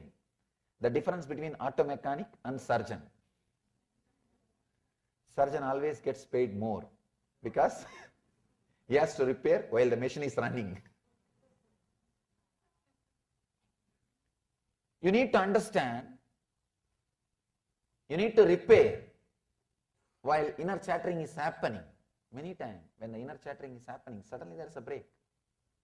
Suddenly there is a break. People come and ask me how to repair. The awareness itself will heal half of the problems. One big problem, one big important thing you need to know, the moment you know you are sleeping, you will be out of sleep. The moment you know you are sleeping, you will be out of sleep. The moment you know you are breaking in your thought flow, you will be connecting it. If you know you are breaking, you will be connecting it. People come and tell me, they repent really. Swamiji, how much ever I tried unclutching, my mind sometimes goes here and there. I am not able to unclutch. I tell them, the moment you remember, unclutch again. Come back again, that's enough. Don't bother about few moments which you lost. When you come back again and again without creating guilt, the moments which are lost will be reduced, drastically reduced. But you lose confidence over you if you miss 2-3 times. If you miss 2-3 times, you lose confidence. No need. As Patanjali says, you slip.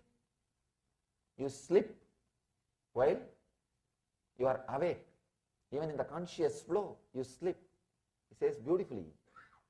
Again and again I wanted to repeat that sutra in every level. The subtle state where thoughts are not visualized is sleep.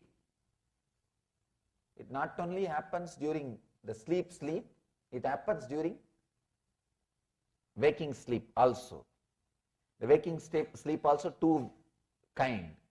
One is with outer world actions. Another one is the inner world thought flow. Be aware of different kind of sleep. That's enough. Then you can start being awake. Then you can start being alive.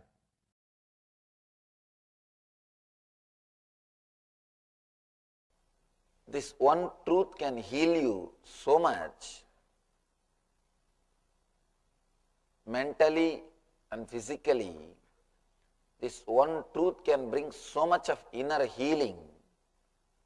This one truth can expand you so much to accommodate others in your personality or in your space. This one truth can expand you so much in the spiritual level. I can say this one truth can be called as Sarvaroga Nivarani. It is the medicine for everything, whether it is physical problem, mental problem, or like addiction, or guilt, or depression, loneliness, boredom, all major issues related to your mind and problems of your mind can be handled just by this one truth. And important thing in this truth is you don't need to practice anything. All you need to do is understand clearly and a strong understanding. If you can answer all the questions which is raised by your mind, that is enough. Nothing else needs to be done. There is nothing to be come back to the original space, or the space of being unclutched.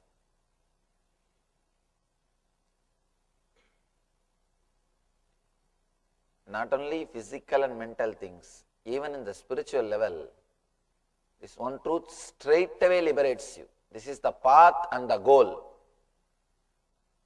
It is always path separate and goal is separate. Now here, the path and the goal both are one and the same. The moment you understand, you are free. Once you understand this truth, you won't even do separate meditations. Actually, I am trying to even remove meditation from your life. Remove all kinds of conditionings from your life. All kinds of rules and regulations from your life. Giving you a totally different center from where you can act. Not only act, you can be. Now, either you act or be. I am giving you a totally different center from where you can act and be. You can be completely settled into your being. At the same time, you can be alive, involved with your life, which can transform the very identity which you are carrying. To tell you, this is the highest Vedantic truth.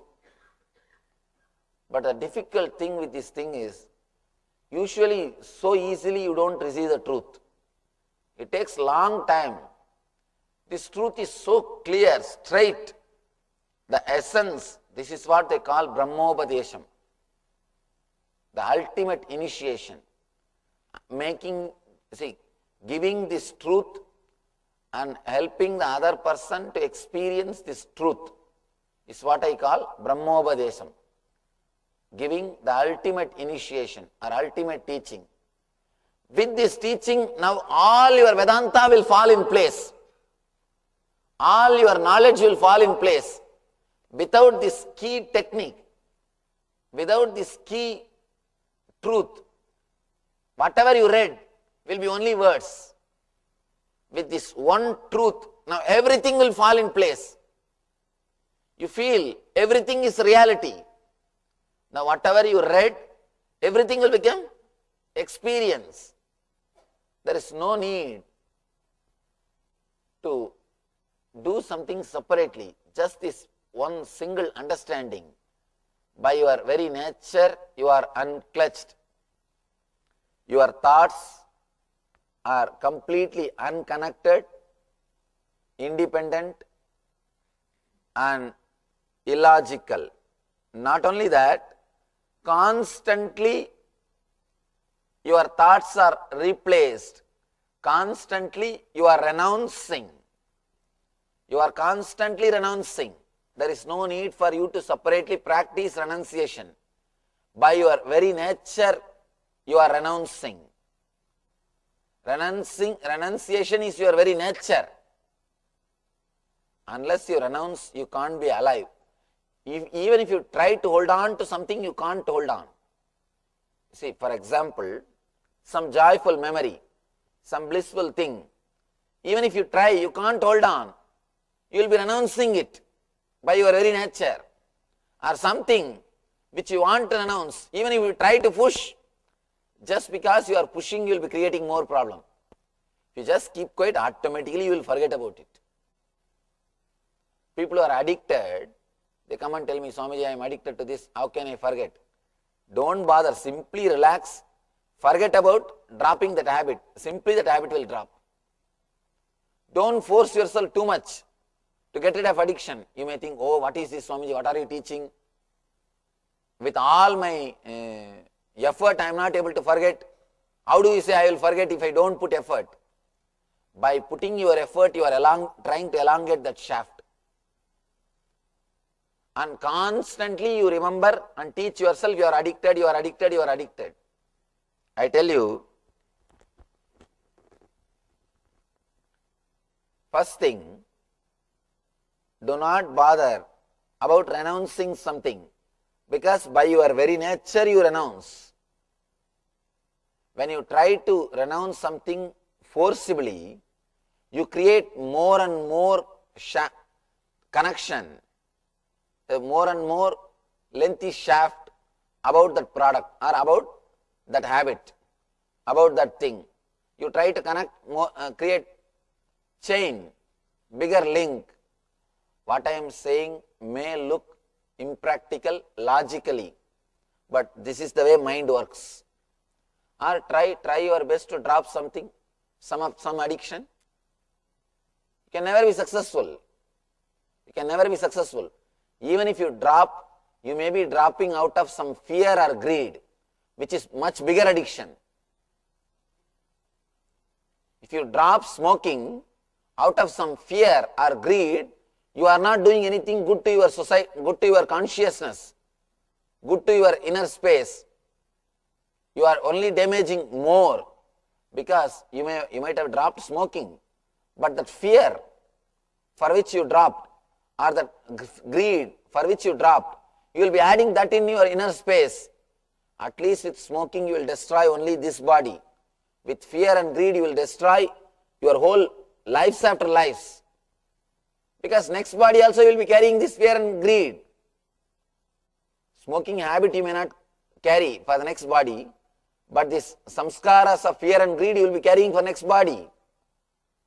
So let it be very clear. Even if the addiction is dropped, with this truth, you will be liberated. Other than this truth, whatever way you try to drop any addiction, you will only damage your inner space. You may be successful or failure in dropping, but you will damage your inner space. You will damage yourself surely. With this one truth, you will experience totally a different being. You will totally experience a different identity. Start allowing this truth to sink in you. Sit with it, with this truth again and again. Whenever you find time, whenever you can, just sit. Actually, now this will go into, I'll drive these things, this truth into your head so much. Even when you are sitting and doing something, automatically this will be there in your mind. You can't do anything else except remembering, but remembering that you are unclutched. You are unconnected. One more thing,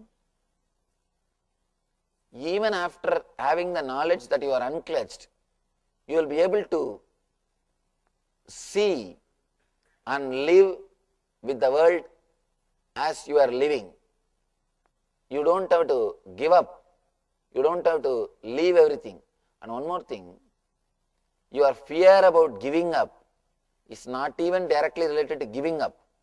It is something like you don't feel that you lived your life. That is why you are afraid to give up. All your fear about giving up is not even about giving up. At some point, all of you know that you have to leave and go away. Nothing can be done. There is no U-Haul service for other planet. There is no U-Haul service for other planet. Let it be very clear. No U-Haul service available. You can't carry anything. You can't put a hook and draw whatever you want. Nothing can be done. No U-Haul service. Let it be very clear. So you know at some point or other you have to leave. It is not even fear of leaving things, fear of dropping, fear of giving up. It is fear that you have not lived. When you are unclutched, you will start living.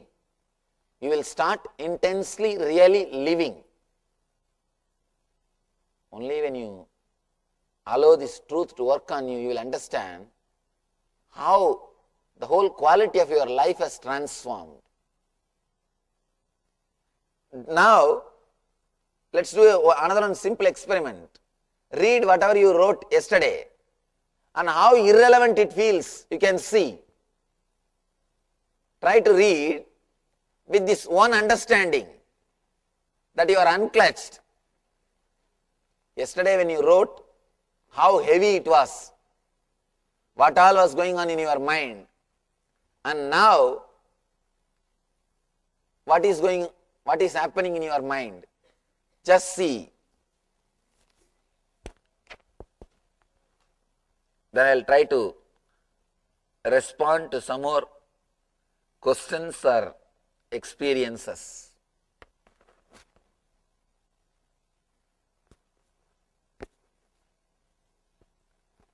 Just with the specimen which you have, if you work, that itself will give you a lot more insights.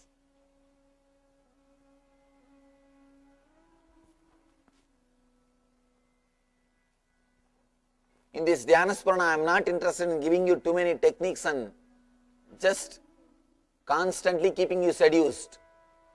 Like how these doctors give you painkillers? Sedators, sorry. Oh, that is a different word, sedis.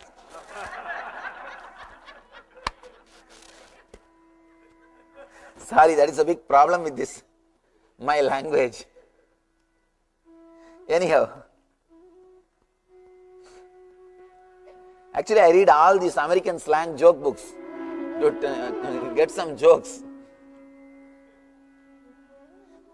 I learned a lot of American slang words, but I am very careful to use them.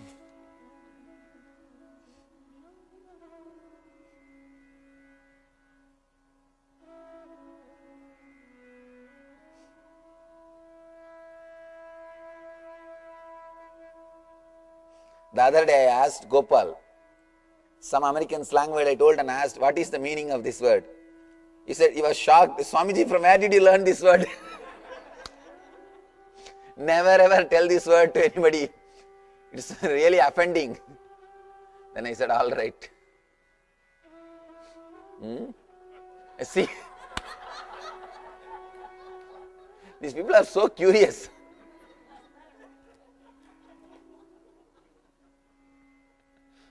A small story.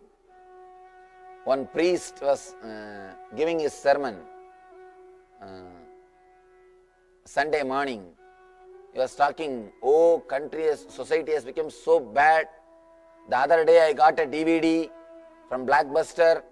It was full of nonsense, all sorts of perversions, too many nonsensical things. I never thought the society has gone so bad. It is uncontrollable. I don't know what to do. After the sermon, one person got up and asked, sir, where did you get the DVD?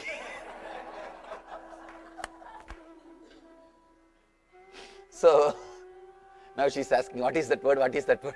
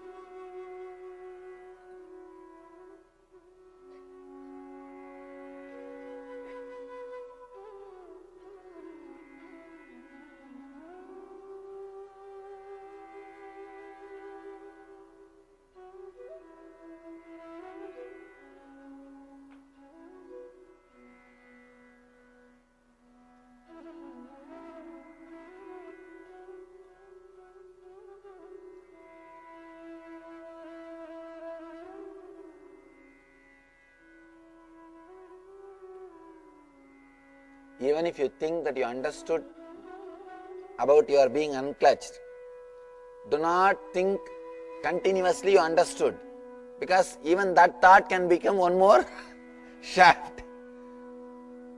The understanding which you had yesterday about I am being unclutched, understanding which you had today morning, and understanding which you are having now are not same. Your understanding is growing, be very clear. So do not think you understood. The more you are unclutched, even from that, of being unclutched, you will go into the deeper and deeper level of experience. This one truth can straight away give you enlightenment. Nothing more is necessary. See, it's like this is the space where your consciousness, here is your, that identity. Between these two only, all these engrams. The moment you start unclutching from your identity, you are just sucked towards the source, towards your very core of the being. You simply drop to the inner space or enlightenment. That's why I say just this one thing can just like a something dropping, just like that you can fall into your enlightenment. Nothing can stop you.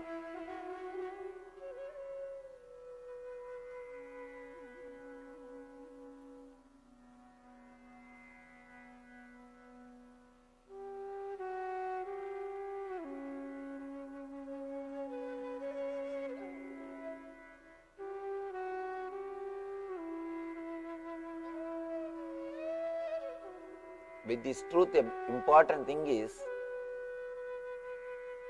you need to sit and continuously question this and get rid of all the doubts. That is why these 2 days practically I am sitting with you. That is why they call it Upanishad, sitting with the master. Sitting and dropping from all the doubts. I have never spent so much of time in any meditation program continuously. Even yesterday, if you see the number of hours, I don't spend this many number of hours in the NSP or ASP. And moreover, when I make you close your eyes, I go away also sometime. I am telling you the truth. Once I make you tie the ribbon and give the instruction, I go away to my room.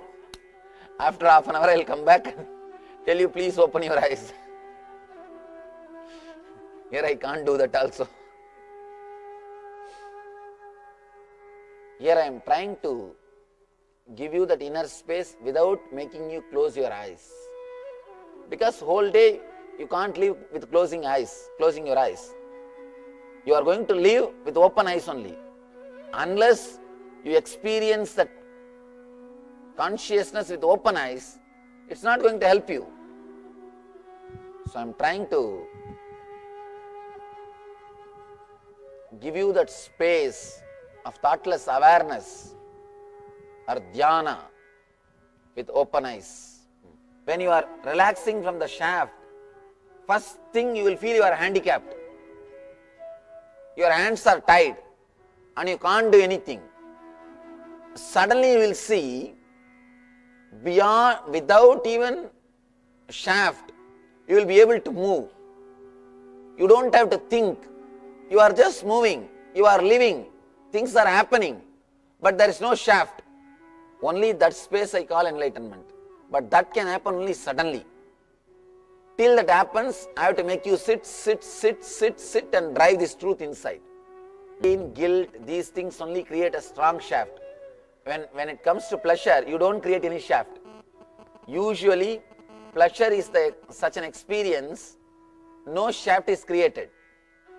Only after the pleasure, the idea about pleasure creates a shaft. When the pleasure itself, when it is happening, there is no shaft.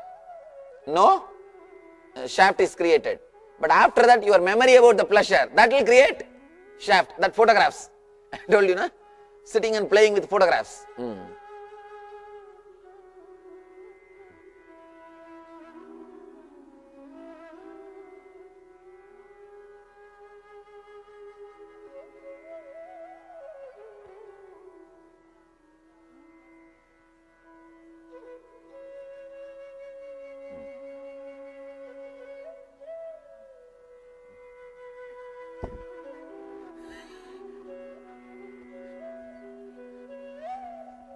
Be very clear.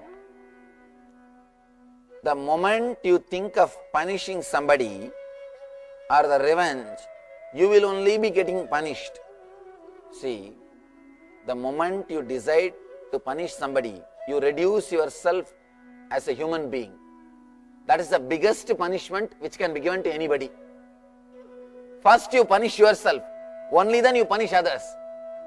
See, the moment you decide you should punish A or B or C, you reduce yourself into a human form, which is not true.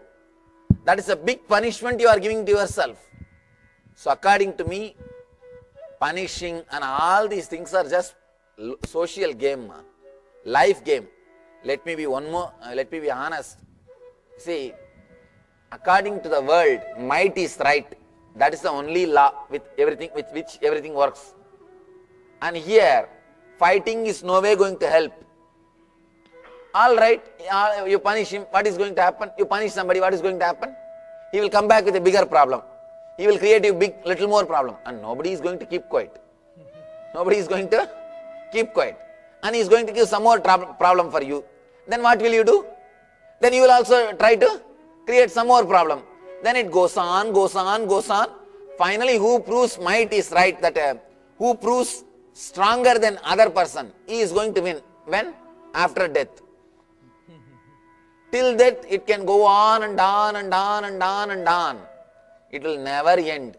I tell you one important thing. The eye for eye. When you start living with the principle of eye for eye, the whole world will become blind. That's the only thing will happen. You will take somebody's eye, and from his group, somebody will take your group's one person's eye, and then it will become continuously. If the same thing goes on, whole world will become blind. That's all. Yes. Actually, when you are unclutched, it disappears. Maheshwara. So when you are unclutched, it disappears.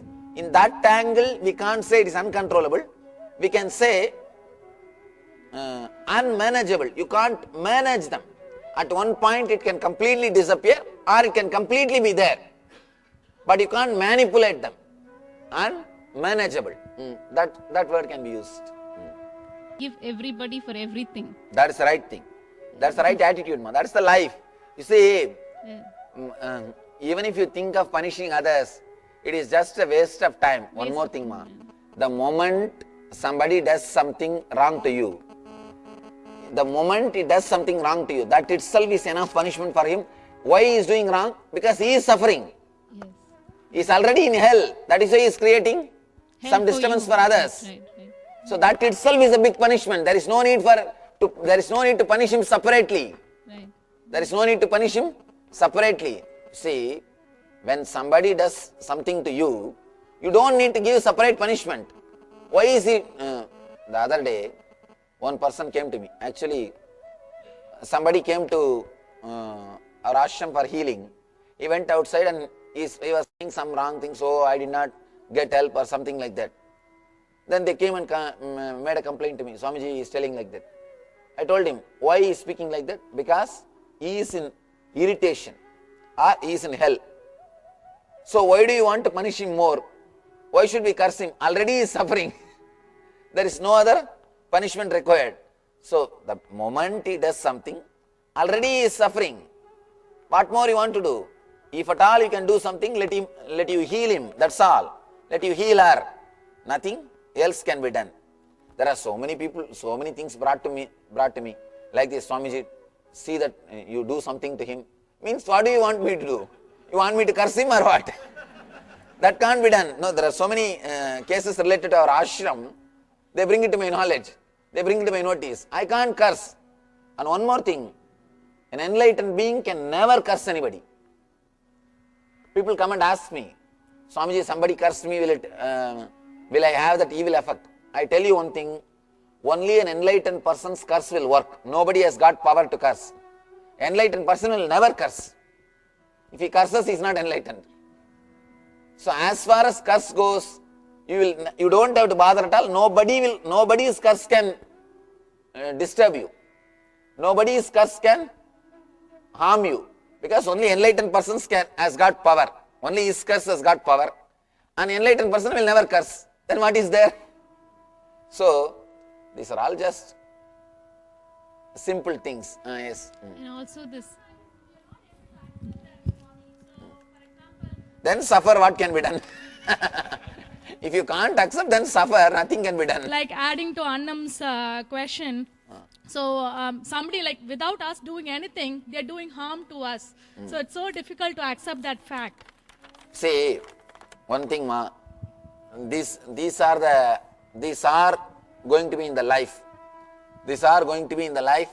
The very existence means you take birth mentally being prepared of all these fights which you are going to have here.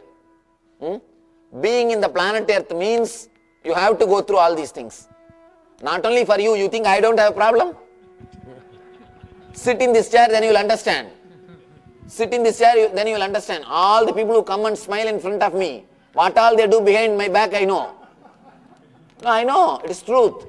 People who fall at my feet in front of me, behind they will go and tell, no, nowadays not like earlier.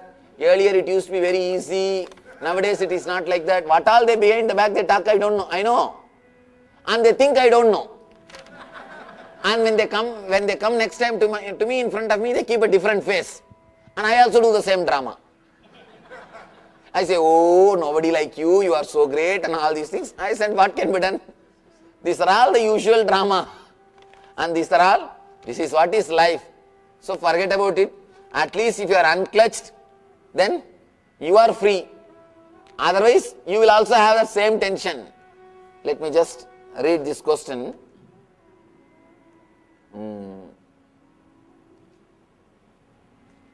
Let me just finish these two questions and then I will answer your thing. Like Paramahamsa stories, moral at end, I need your calendar type. Already we have done a calendar, na? You didn't see the calendar? Each joke end is your statement, opinion, excellent for all. Oh, Dr. Jaisha, whose question it is? We have already a book. You don't have? You didn't see?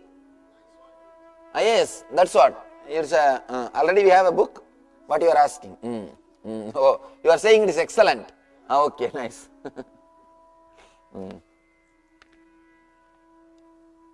And here you put some equation.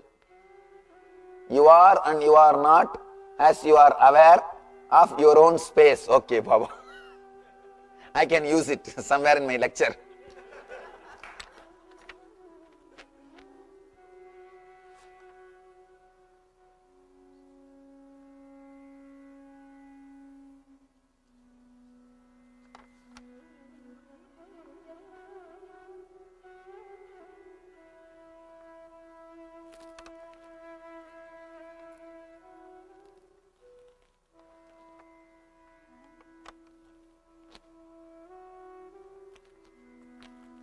Who is Jay Shah?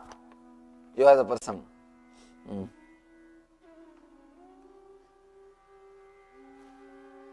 So is it difficult to change the name? Huh? Is it really difficult to change the name legally in this country, Shiv? You all change, na? There are so many people you change, na? Professionally difficult to change. All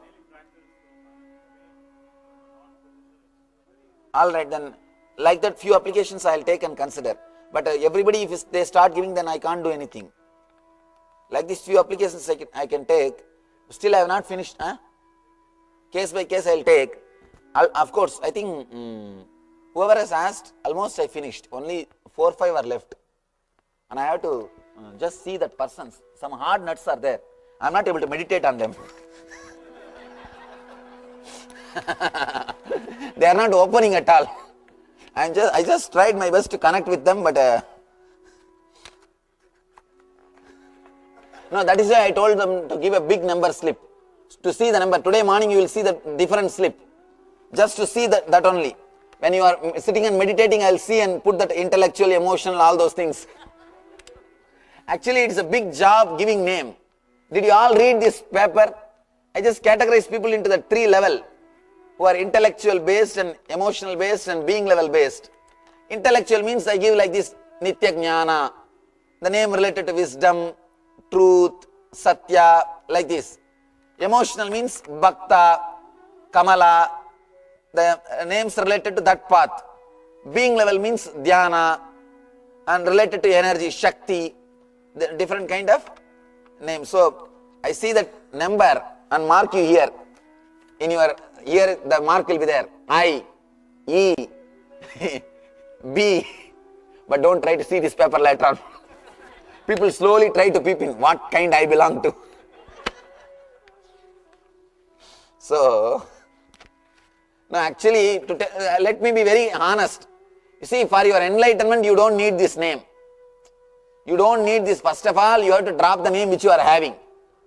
That is the real enlightenment. For enlightenment, you can become enlightened even without this name. That's not a big thing. But there are some people who want to identify with this great identity.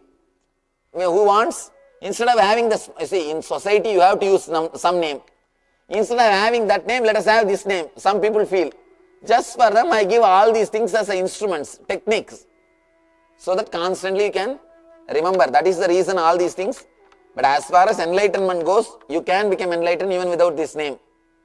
Even without this name. I became enlightened without this name only. So after then only I took this new name. So you can become enlightened without this name. Somehow I am telling all these things, but my work is not reducing. Somehow I started this giving name. It has become a big job now.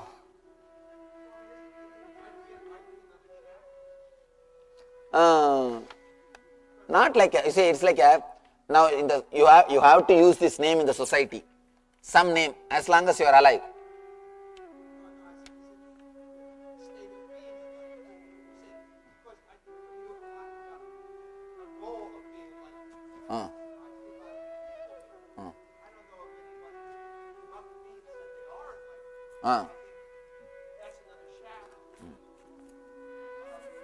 No. When I say being level, it is not enlightenment. It's another kind of mental setup in the tree. All the three has to reach towards enlightenment.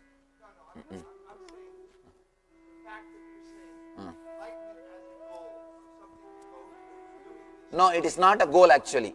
But people make it as a goal. It is not a goal. If you understand, it is, the very path is enlightenment. Yes. That's what I am saying now. This moment you can be unclutched. When you don't believe that you are unclutched, then you think you are bondage. You are bound. Yes.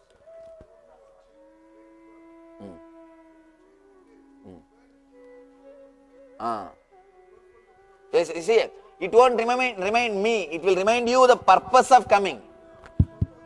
You see, actually, the important thing, now you have to use some name in the society as long as you are alive. You are with the body.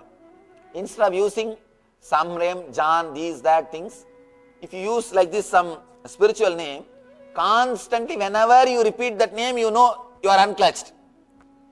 Again and again you will be reminded that you are unclutched. So this became a big technique for enlightenment. That's all. But you can remember without this also. That's not a big thing. Swamiji, a very difficult question. I don't want to bother you with this more problems, but this is a difficult question for me.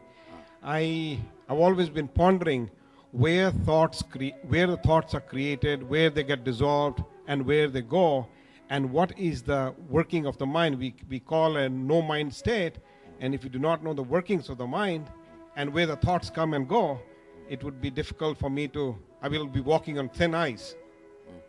One thing, from where thoughts come, where they stay and where they disappear, that space is what I call as and now mind.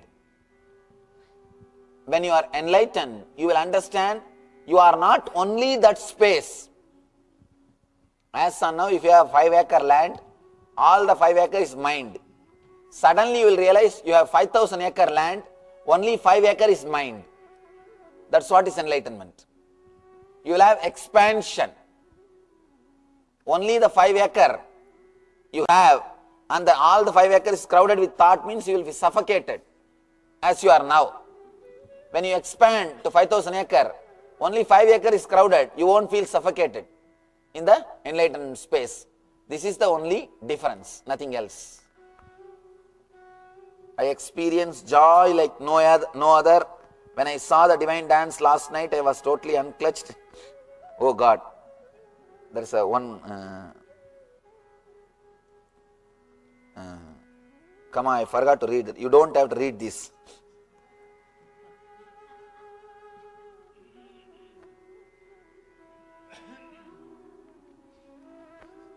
Whose card it is? Yes.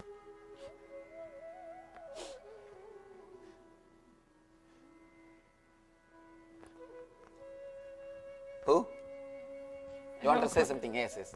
I have a question. I attended the Life Bliss program, and there we were told to do heart chakra every day, and the third eye chakra to do often. No. What do you say? Oh.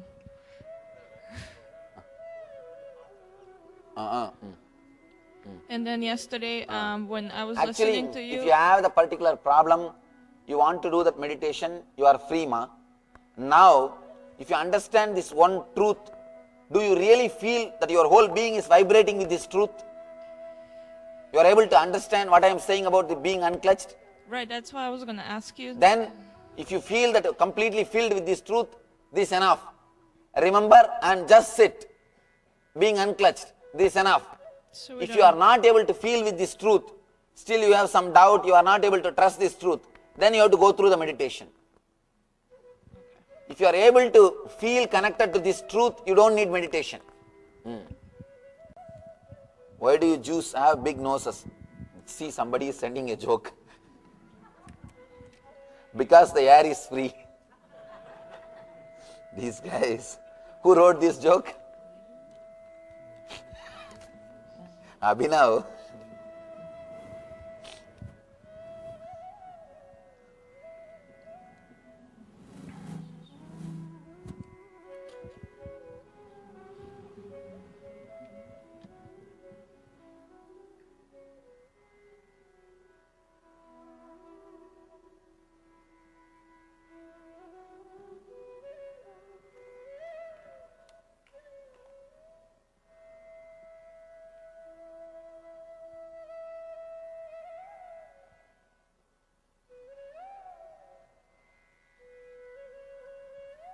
Somebody has written about their personal near-death experience. That's nice.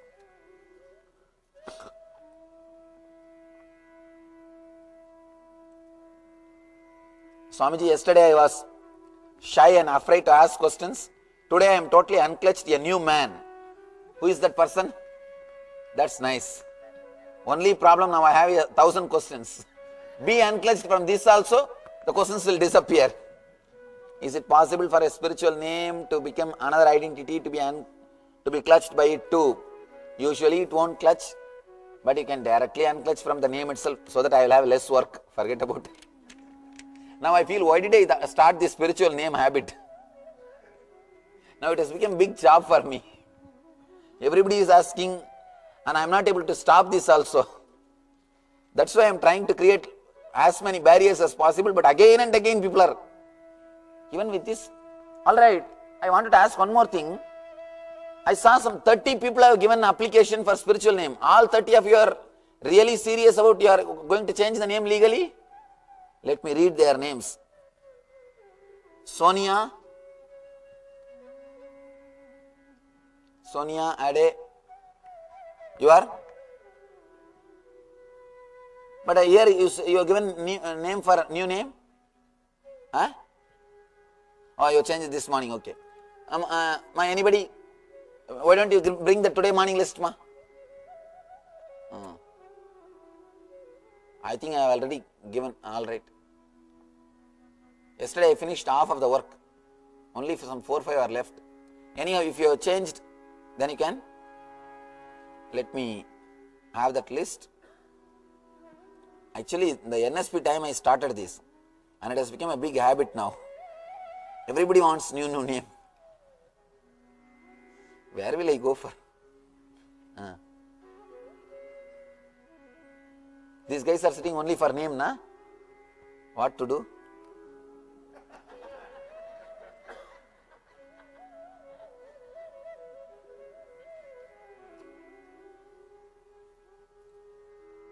Actually, I don't give just like that. I take this very seriously and connect with every individual and choose the name. Just like that, if I give it, then I can give anything.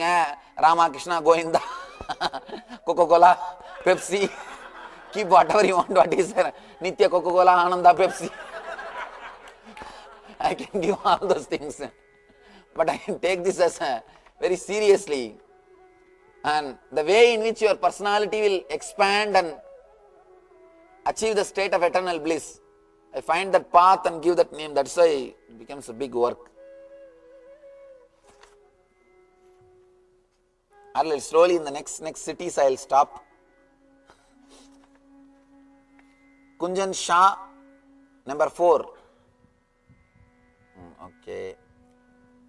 Now I am reading the people who asked for new name, who wants to change legally. If you have any, if you feel that you don't want to change, you can tell me now itself, I will mark so that I don't have to. Number 6. Yes. Okay. But then tell them you have given application. You changed it. That's okay. Good. Less work. Alright, then I will see that list and do that work. That's good.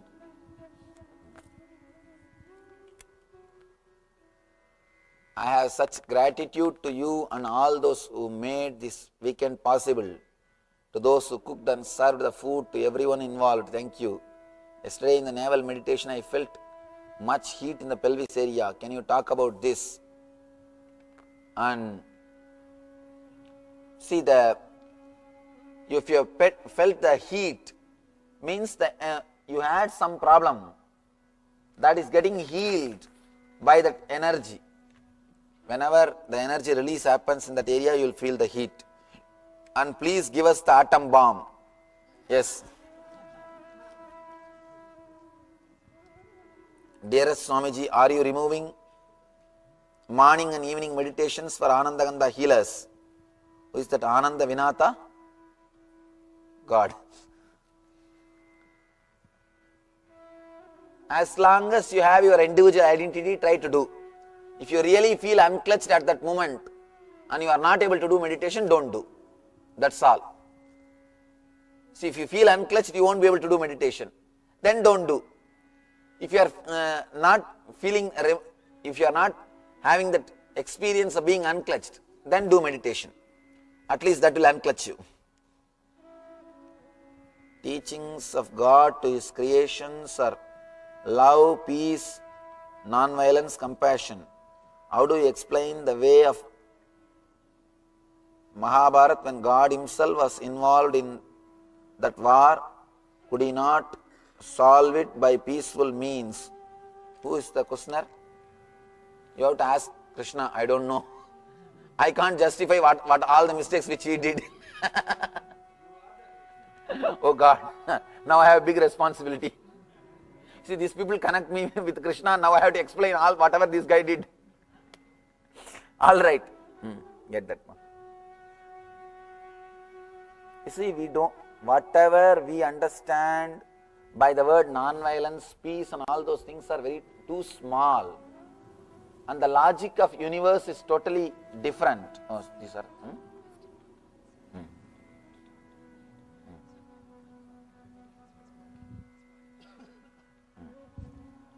Chandan Patel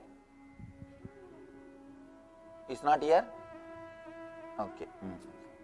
Then another 2 question mark is there. What about that? Maharshi Mehta, you confirmed, na? Yes, confirmed. Ravi Tilak, you have confirmed your name, that you need a name? Okay. Then it's good.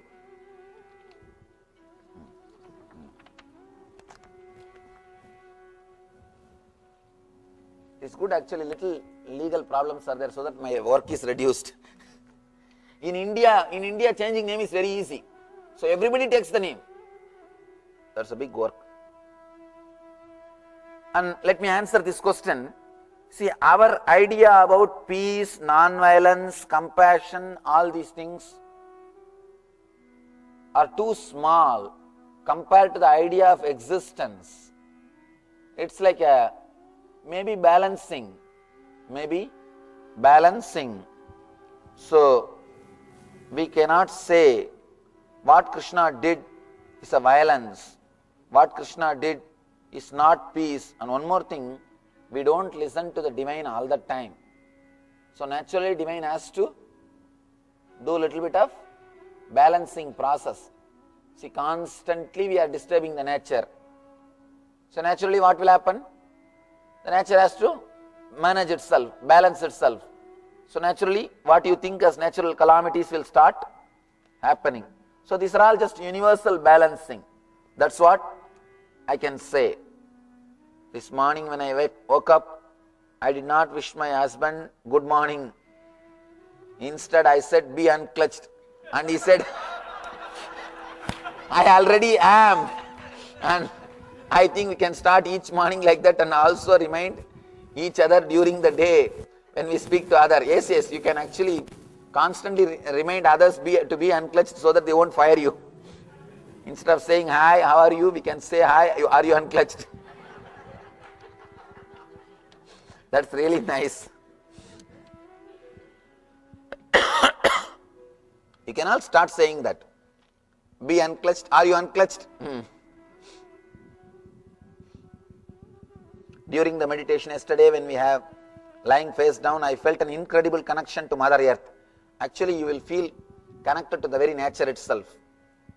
At first, I felt a rapid pounding pulse beat from the navel and then it slowly calmed down. Then when we are sitting quiet, actually, when you lie down in that pose, you will be able to trust the nature and relax from the body, unclutch from the body. That's why I told you to quietly. Right after that, I felt an emptiness or void in the navel area. This morning, I woke up in a slight stomach ache and I did this meditation and felt better almost immediately. You may not have felt the stomach pain.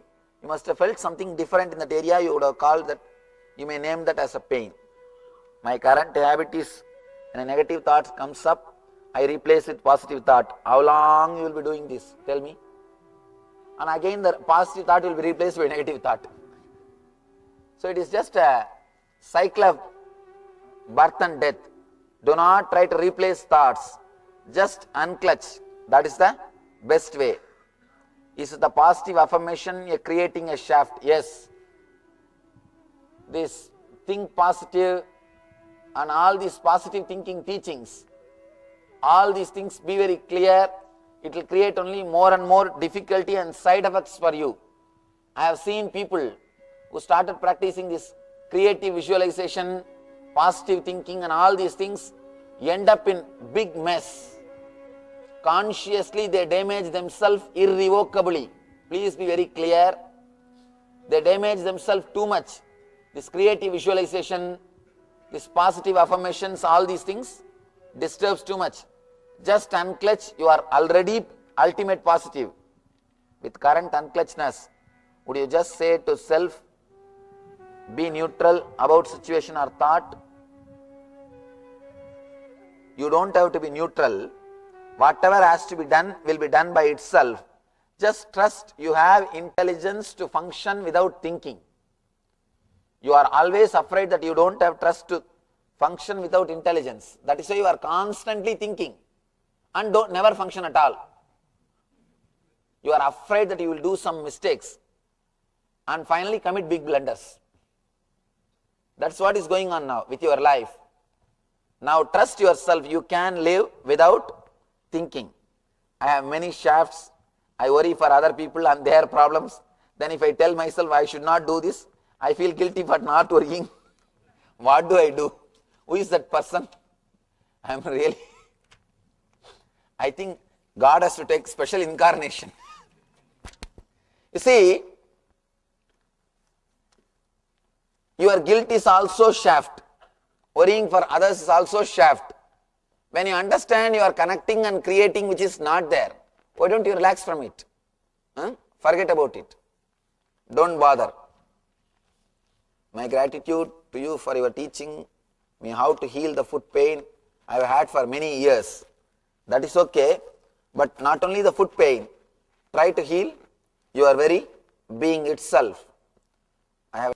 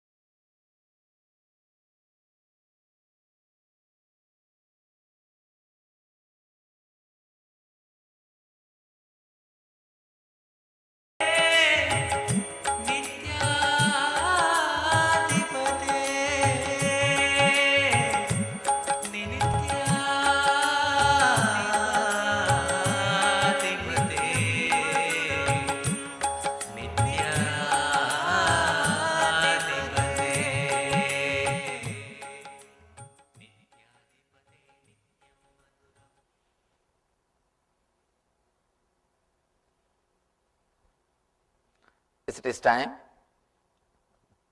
We will enter into the meditation.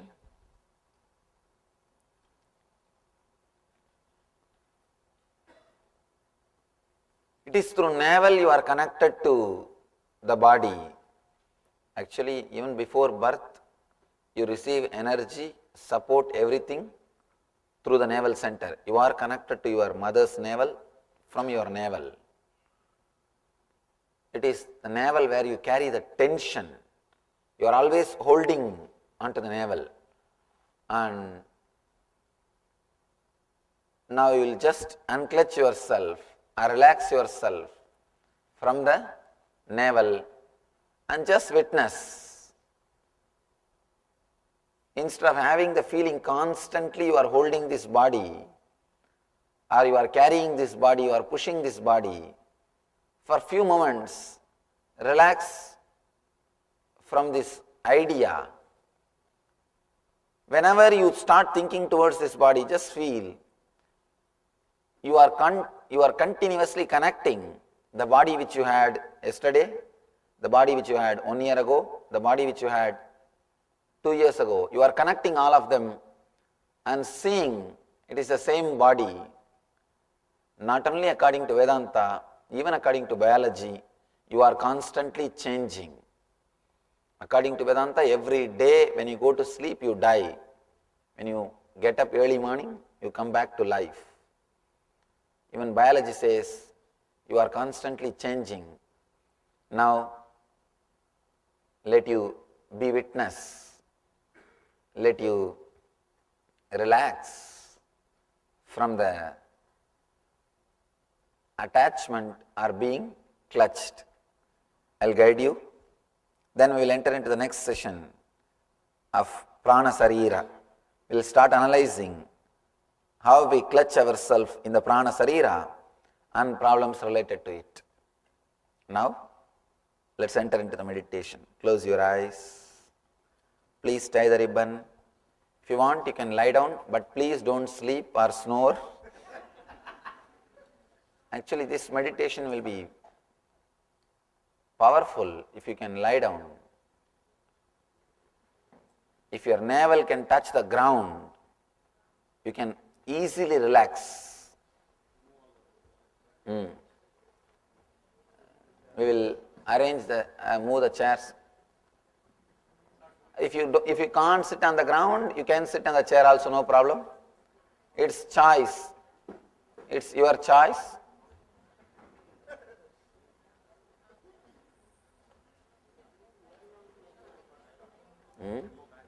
Yes, yes. You can go back.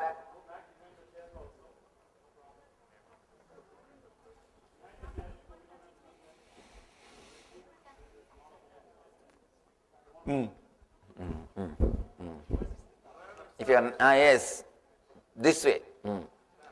You will be able to easily relax from the body. Yes, on your stomach. But if you can't, no problem, you can just lie down also. I am just prescribing the best way, but it is up to you, you can. But don't sleep or snore. That's an important thing. In that position you will be able to, actually in that position you can trust the planet Earth easily and relax from the body. Sitting time, you will be always afraid, little fear that whether the body will fall or am I sitting straight, all those things will be there. In this position you don't have to think about the body at all. Please tie the ribbon.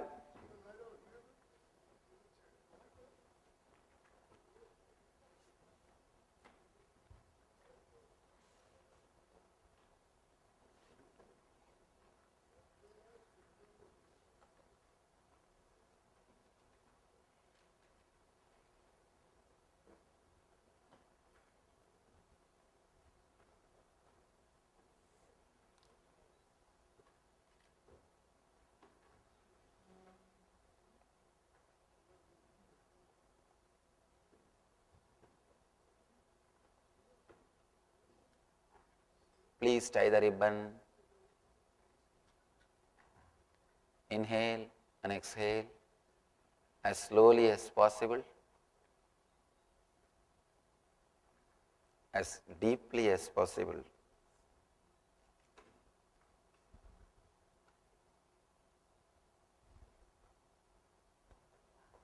If you have any pain, pressure or disease, put your awareness, attention in that area. Let you be aware of that space.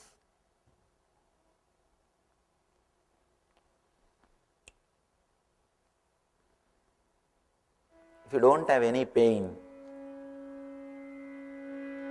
be aware of the navel center. Be aware of your Manipuraka.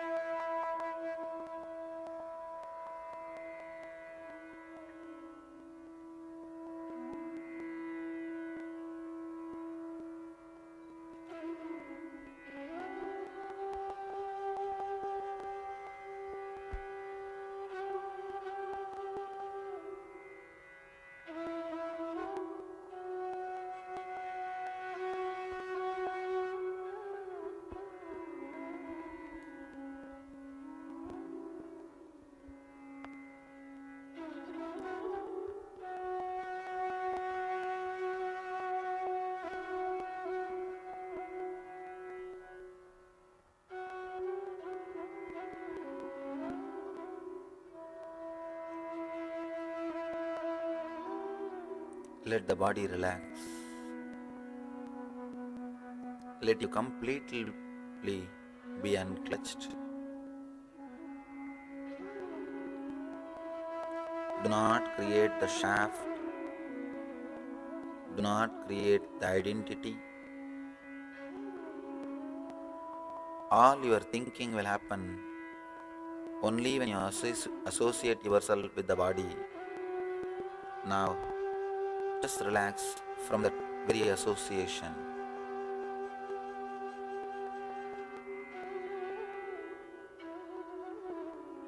Relax from the body. And don't even visualize your body as your body.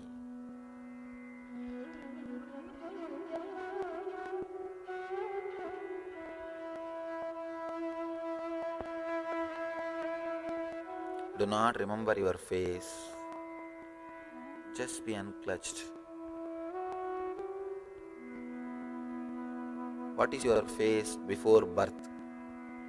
Meditate on that face. What is your face before your birth? Remember only that face, not this face. Unclutch yourself from this face, from this body.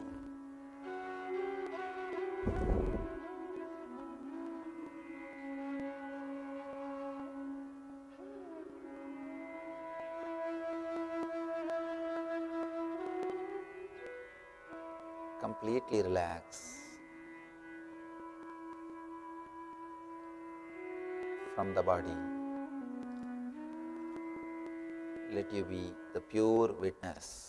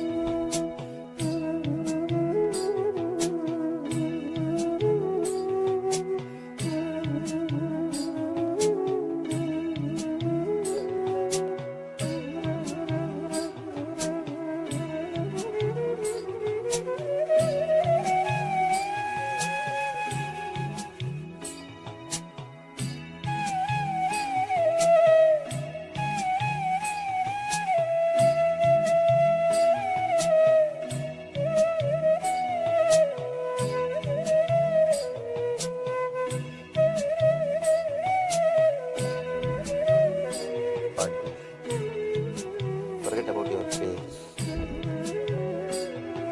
Just be untouched.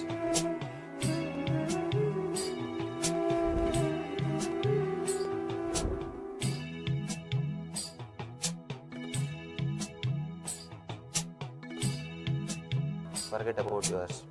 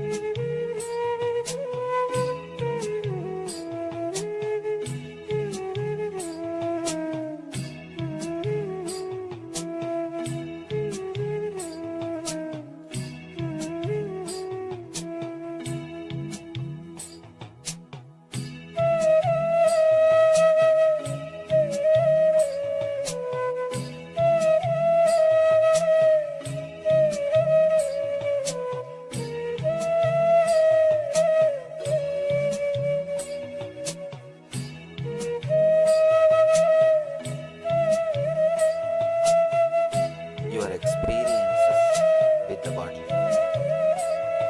whether it is joy or pain, which happened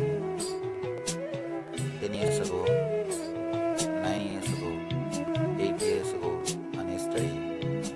Do not connect all of them and create thoughts. Just be in this moment. Just be witness of this moment. This moment, whatever is happening in your body, just be witness.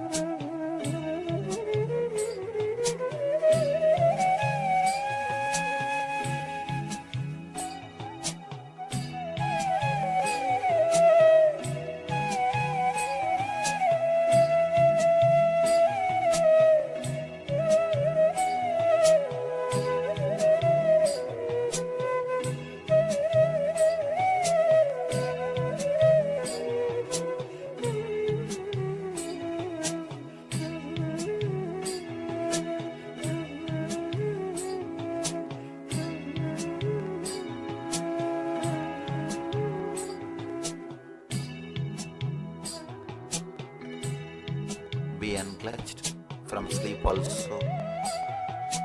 Be unclutched, but be aware of your presence.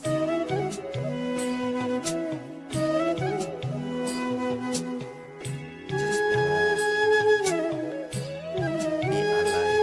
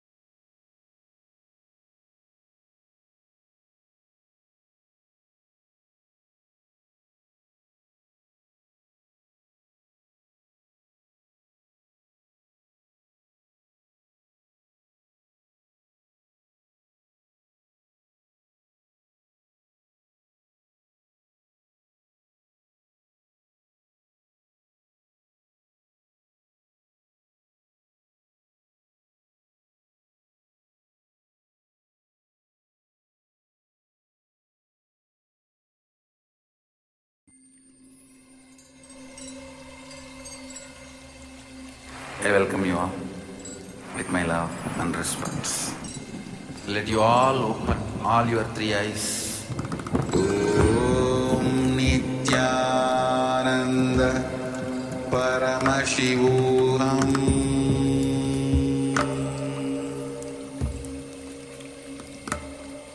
Om Nithyananda Paramashivoham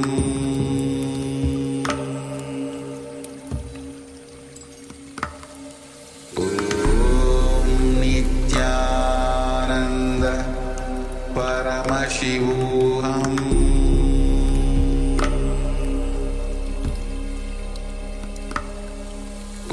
Om Nithyananda Paramashivoham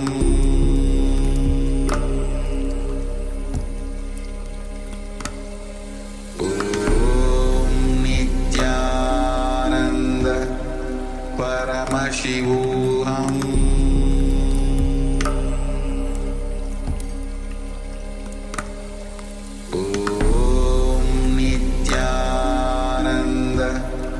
Paramashivoham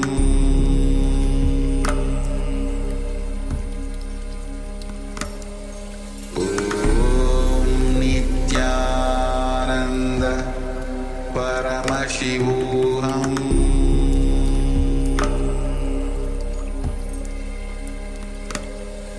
Om Nithyananda Paramashivoham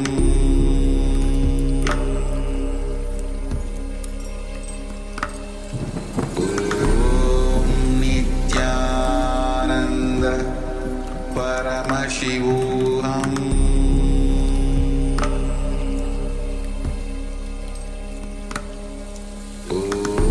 Om Nithyananda Paramashivoham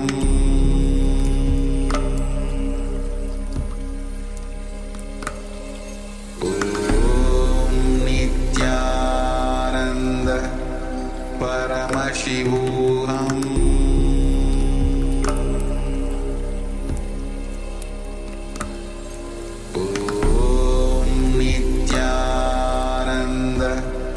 Paramashivoham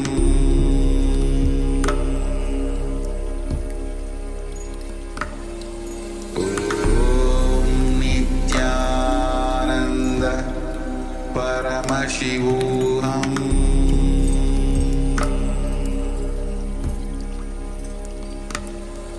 Om Nithyananda Paramashivoham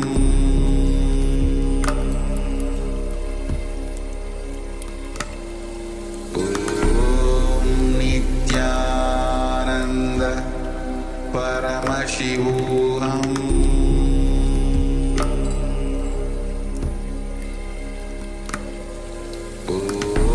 Om Nithyananda Paramashivoham Om Nithyananda Paramashivoham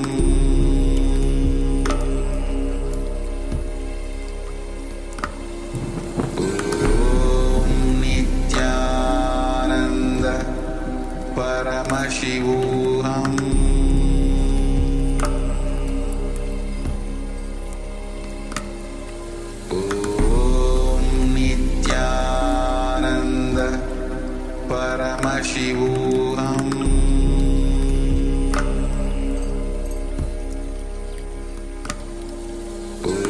Om Nithyananda Paramashivoham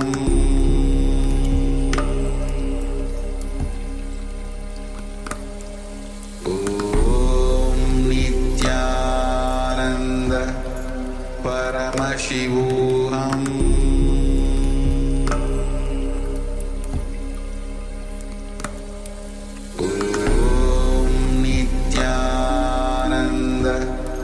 Paramashivoham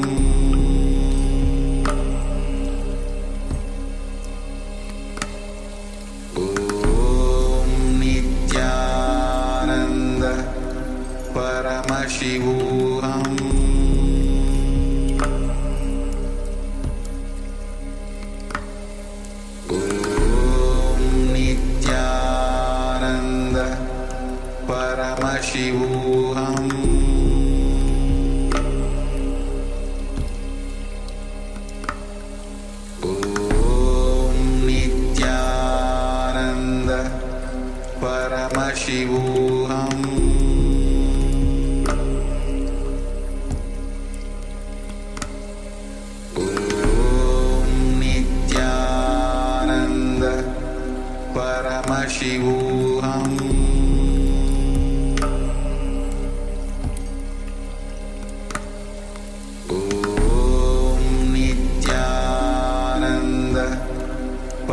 Paramashivoham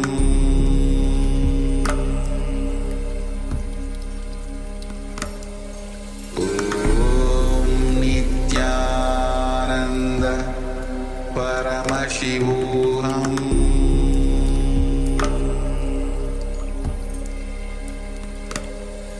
Om Nithyananda Paramashivoham.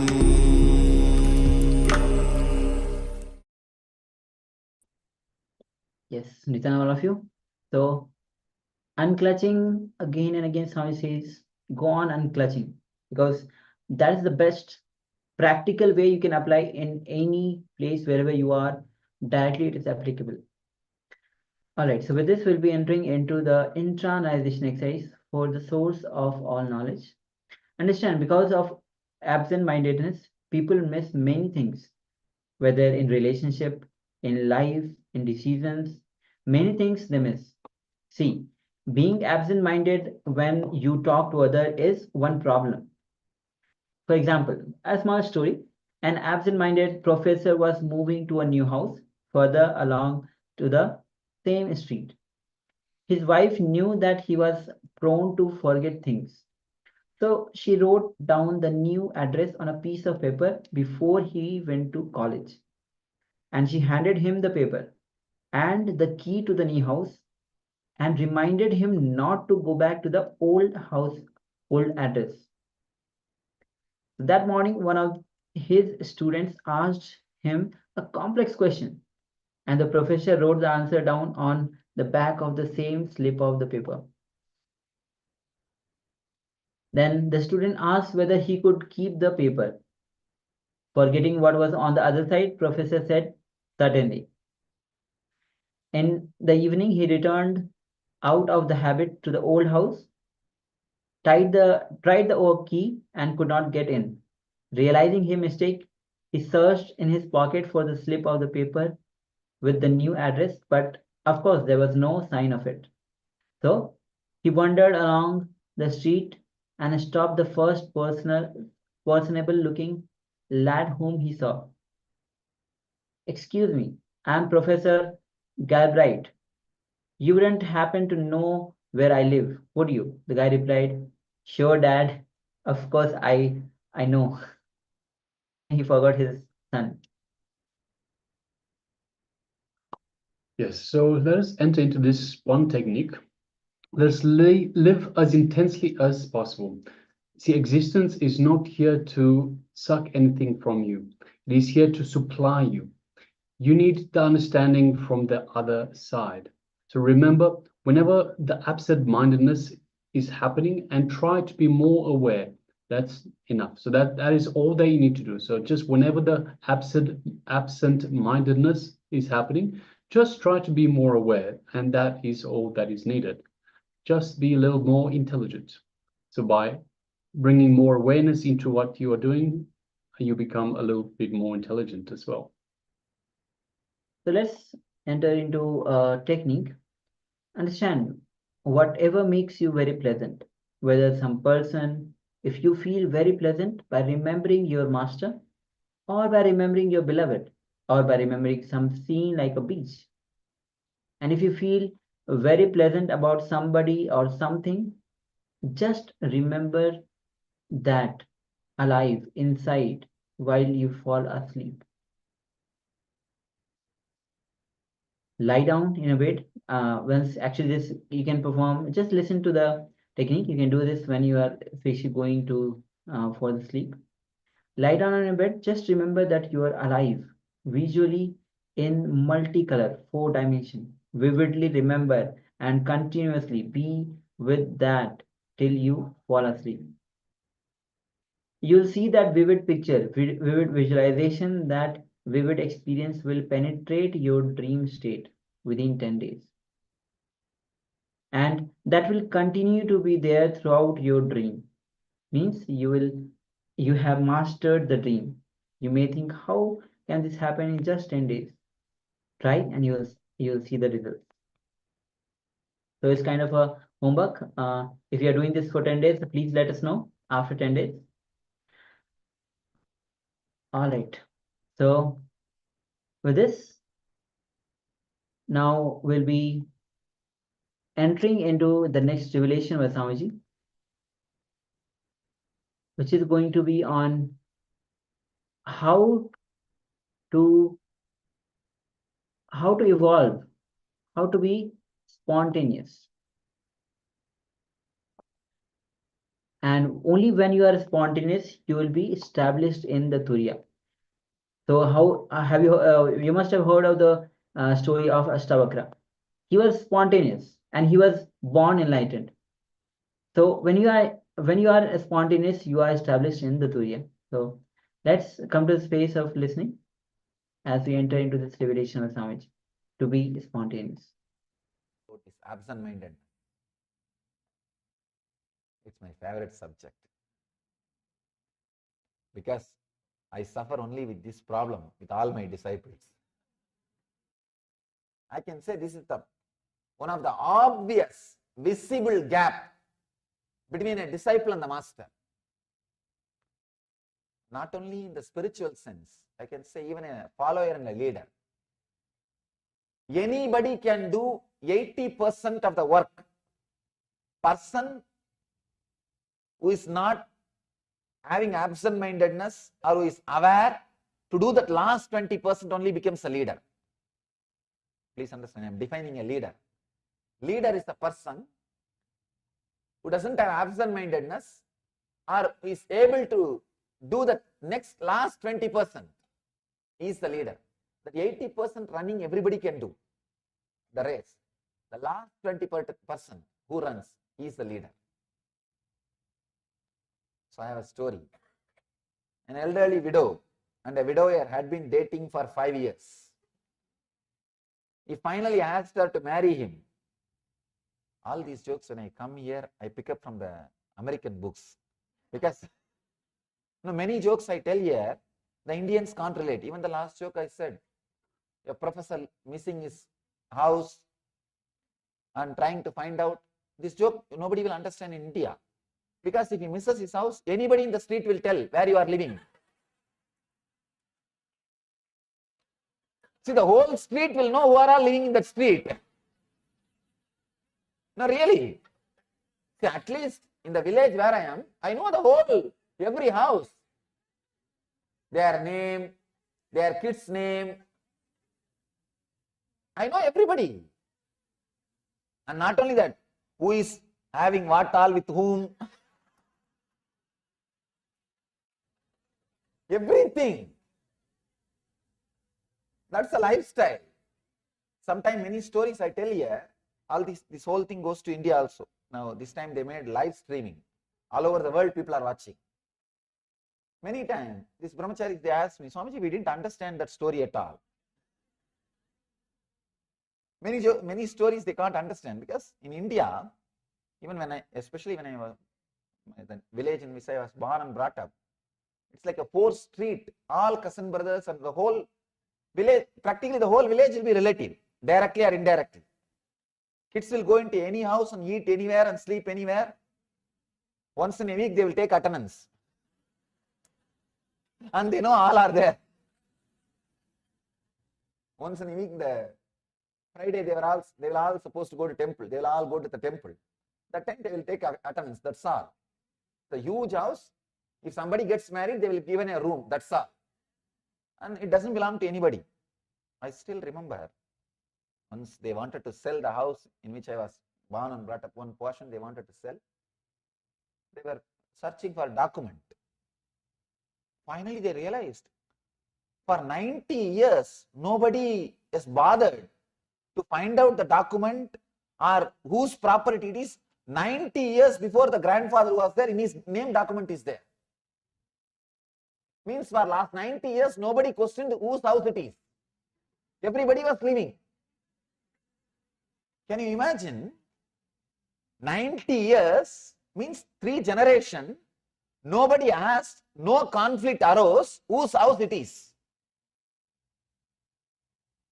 Who is the owner of the house? Nobody questioned. That head of the family, he is there. Whenever some girl gets married, one part of the jewel is given. When a boy gets married, a room is allotted.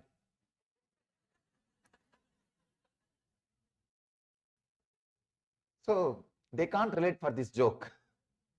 Anyhow, I don't know whether they can relate or not. You can relate. Especially elderly widow and widower dating for 5 years, they can't understand. This itself will be a joke for them. They don't need a punchline.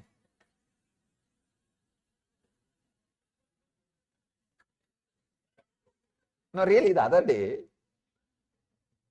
I was talking to one of our American disciples. He was very sorry for my father. My father died in a very young age. He was 50s, early 50s, he passed away. So he is very sorry. And he can't understand that my mother cannot remarry in India. They don't even think. And he is thinking, he can't understand. He is thinking, when will your mother get the next marriage? I said, oh God, forget about this. We can't even think. Forget about this idea. I never even, it's the wildest dream. But in this, he was not able to understand. He was not able to relate. Why? Your mother must be just in her 50s. Why should she not remarry? In India, of course, in the modern days, that is also less than 40 means only they think of second marriage. After 40, they don't even think. Many things. So the first line itself, they may be laughing now. He finally asked her to marry him, and she immediately said yes. But the next morning, he could not remember what her answer had been. In desperation, he decided to call her. He forgot. He says, this is really embarrassing. But when I asked you to marry me yesterday, well, this morning, I just could not remember what your answer was. She suddenly said, oh, I am so glad you called. I remembered saying yes to someone, but I could not remember who it was.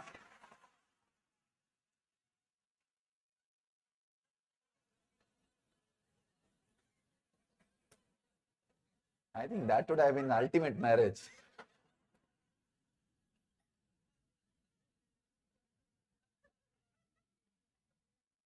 Anyhow,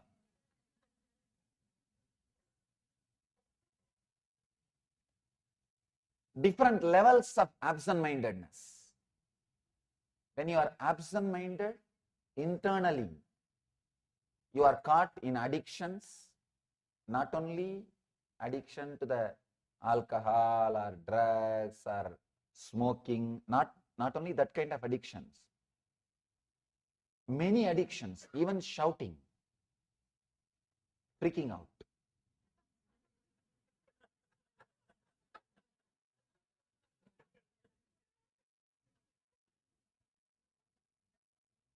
You can see your whole life.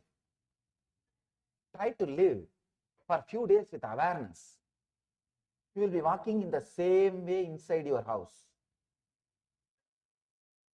You will be sitting in a same sofa. Many times inside the house they share the sofas. This is for you, this is for me mentally. They sit in the same sofas almost. And when you come down in the same way. Sometimes even for 6 months you don't use many parts of your house.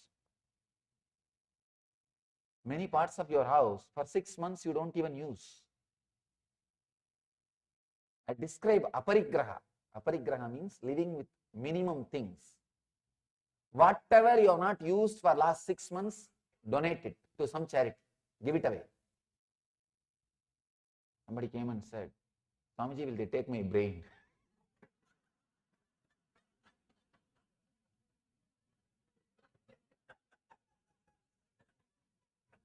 I said, that won't be useful for them.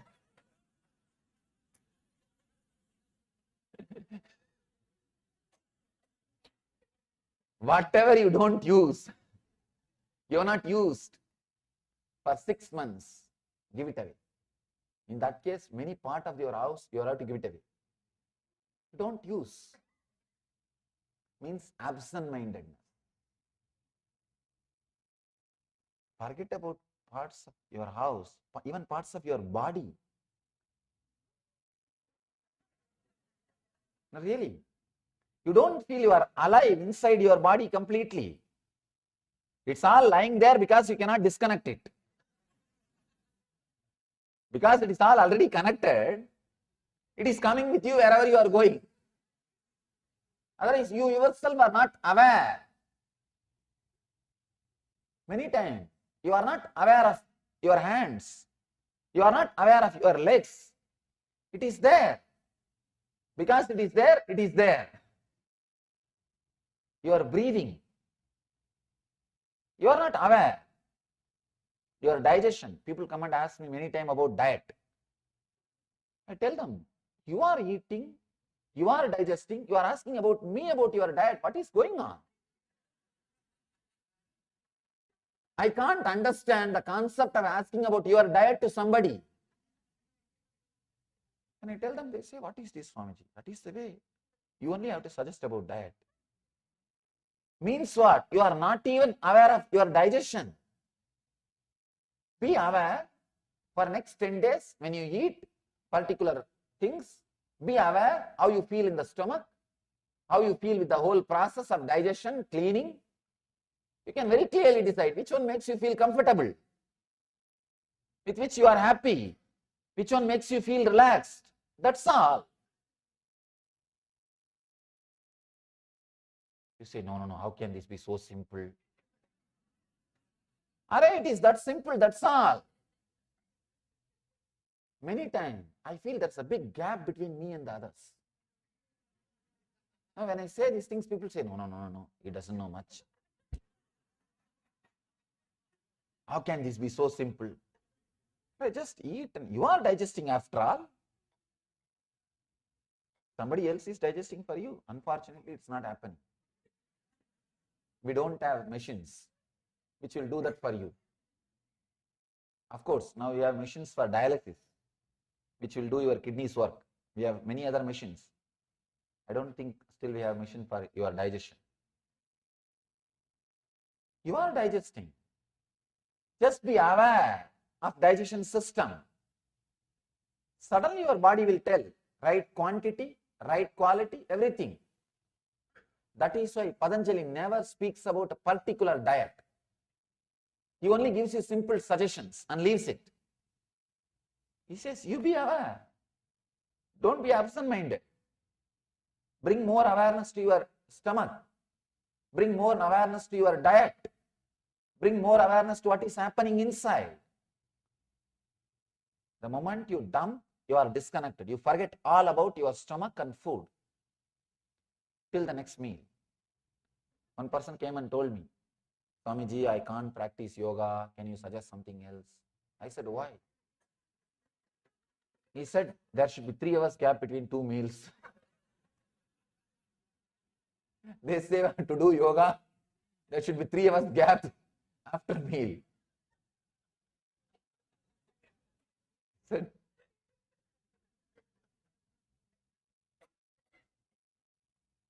then he asked him, he said, 3 hours after the end of the meal or beginning of the meal?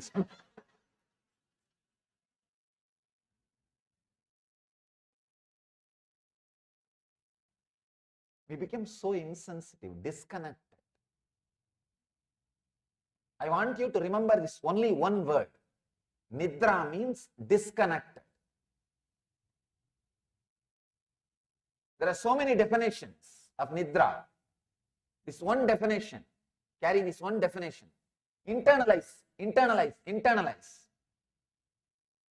Till you come back tomorrow. Just internalize this one idea. Let this one idea ring inside you. See the sutras, there are 199 sutras. Earlier, the devotees were requesting, please Swamiji, if you talk on 5-6 sutras on one day, we can complete the whole thing in this tour. I said no.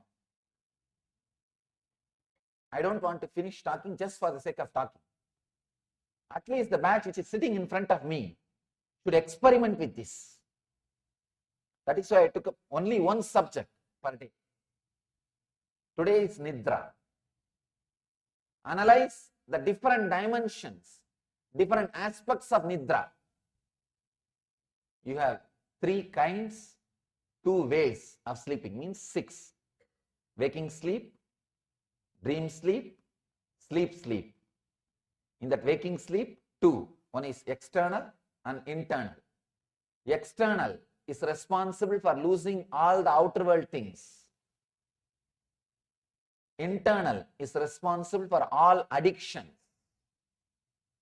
Many times you decide, you don't execute. Means what? The vow, the strength, the sankalpa which has happened in your system is disconnected before even it spreads your whole body. For example, you decide, let me stop smoking. That sankalpa, it travels through your nervous system. Before even it occupies your whole body and brings it under the control and becomes an action, it is broken. The nidra has happened. The pass has happened. Your screen has gone into power saver mode. Because I am struggling with this Kindle. Every 10 minutes it goes to power saver mode. Your system goes to power saver mode. Understand, you don't have to save power because you are not connected to battery, you are connected to electricity directly. This machine has to save power because it has a battery. But you are connected to cosmos without socks. I was walking in India and did a Padayatra this January. I am filled with so many memories and experiences of that wonderful Padayatra. Because I went to live with the villagers. After my mission started, first time I am going back to villages and living. 9 years I lived with them before the mission started. 9 years I spent my life with Indian villages. I can say that is the best place to live on the planet Earth. Best place to live on the planet Earth is Indian villages. Indian villages. Especially where the TV has not penetrated. I can say still at least 10,000 villages are there in India. They don't know who is the Prime Minister or President of India. I'm not talking about America or other country. They don't know who is the Prime Minister or President of India. And not once police has entered that village. Not once anybody from that village has gone to any court. They don't have any connection with law enforcement department and government of the country. Not a single one would have even heard about the word tax. Forget about paying. They wouldn't have even heard about the word tax. I can say at least 10,000 villages are there still in India. Totally 4,60,000 villages are there in India. At least 10,000 are there. They are there. Living the Dharma. The Swami of that village takes care of the whole smooth flow of everything. They live. I went back to live with them. Somebody from the different tradition came. I was walking without shoes. How can an enlightened man walk without socks directly touching the ground? I said, what do you mean? Only an enlightened man has to walk on the ground, touching the ground, because earth will feel blessed. He says, no. Earth will suck the energy. Whenever I walk, I feel depleted. I said, foolish idea. Stop believing these ideas. One important thing. If you start believing some idea strongly, you will start experiencing it. Stop believing the idea that you will be drained of energy.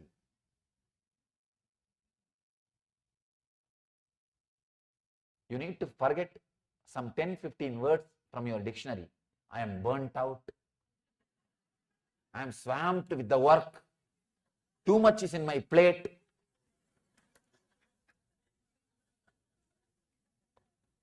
All these foolish words. I am so happy my brahmacharis don't know all these words. Really. All these words create that experience. When you start believing, you start creating that experience. I can say These are some of the poisons put inside your system. Slow poison put inside your system. I told him, understand, you are suffering and you will continue to suffer if you carry these words like a earth will suck my energy, this will suck my energy, that will take away my energy. That's one group which teaches. Keep your eyes always closed whenever not needed. Open it only when you need. Otherwise, the magnetic, biomagnetic power will go away through your eyes. Oh God.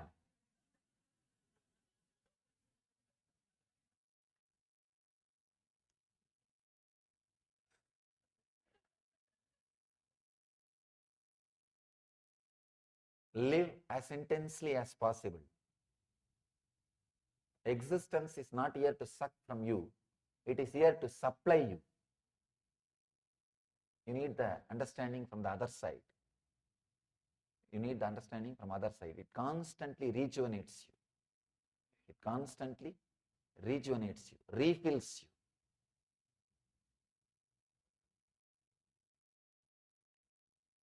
The disconnection which happens inside is responsible for addiction, dullness, and unable to keep the intensity in your life. When a vow happens inside you, before even it penetrates your whole system and takes over your system, the pause has happened. The break has happened. You have gone to pause mode.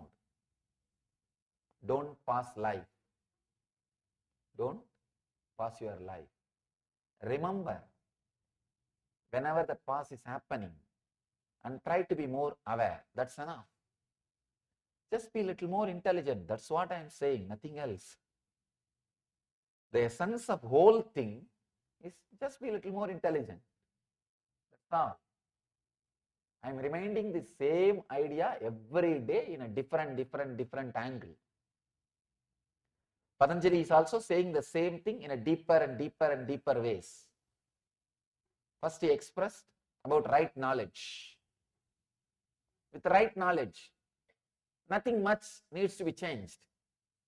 You don't have to work so much on the right knowledge. That's not a problem at all practically. Then wrong knowledge. You need to work little on it. Correct the direction. Vikalpa, imagination. Not only you need to correct the direction, very content has to be changed. With the wrong knowledge, it's only wrong direction. With imagination, the very vehicle which you are sitting is wrong. With wrong knowledge, you only need a navigation. With the imagination, the very vehicle on which you are sitting is wrong. I have a story about imagination.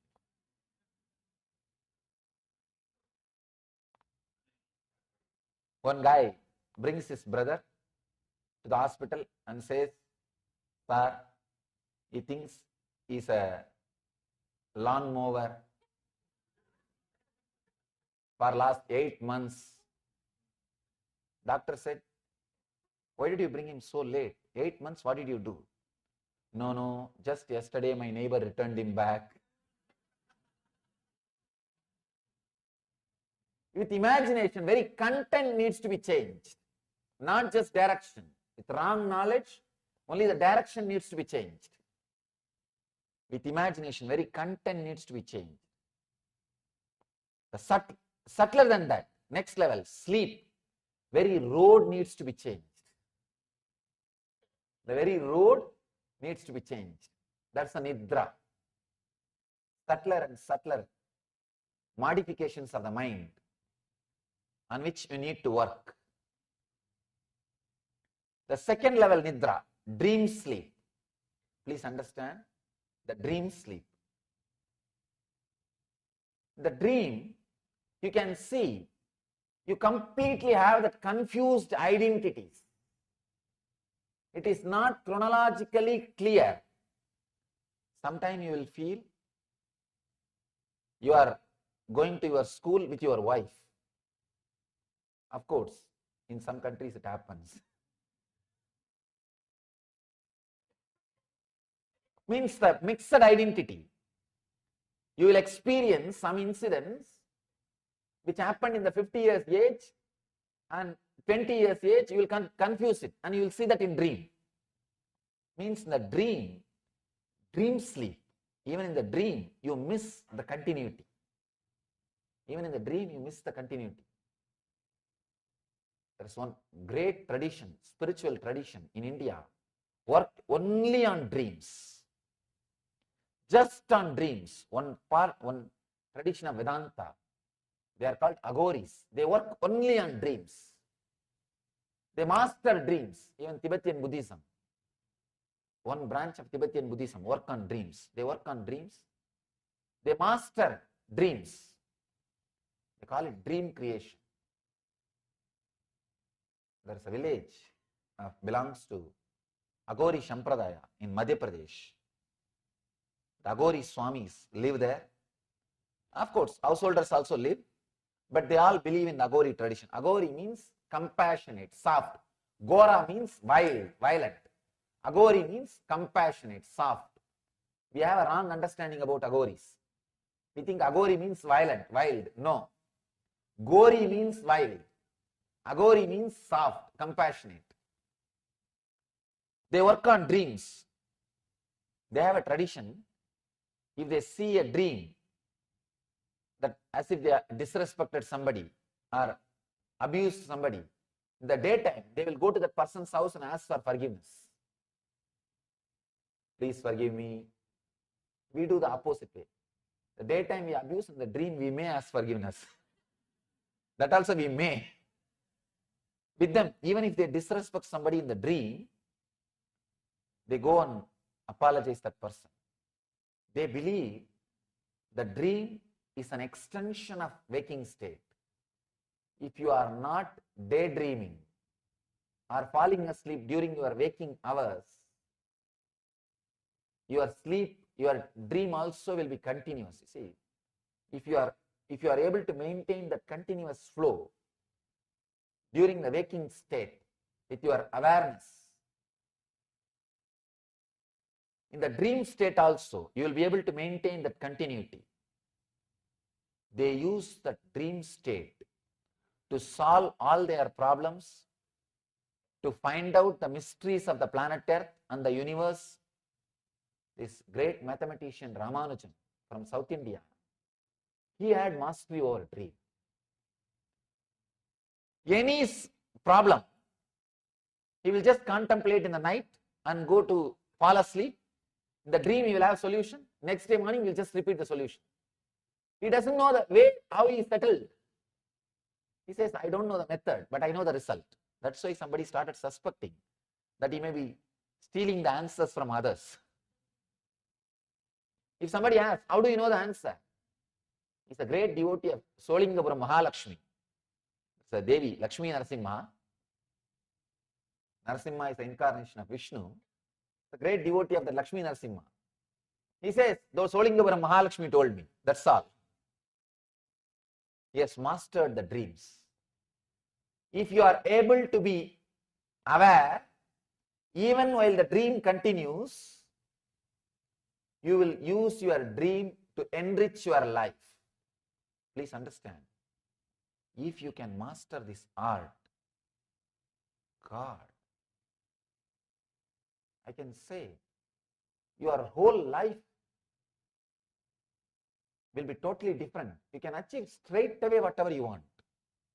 Mastering your dream means being aware even while you are dreaming.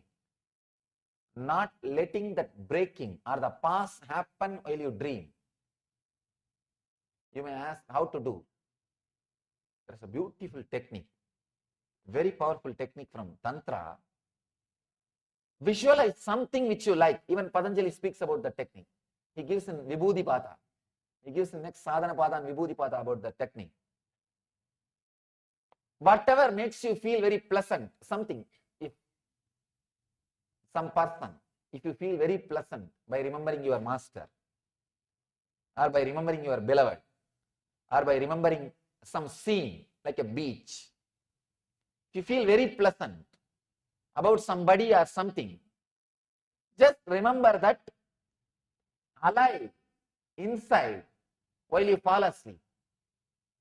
Lie down in your bed, just remember that alive, vivid, visually, in multicolor, 4 dimension, vividly, remember, and continue to be with that till you fall asleep.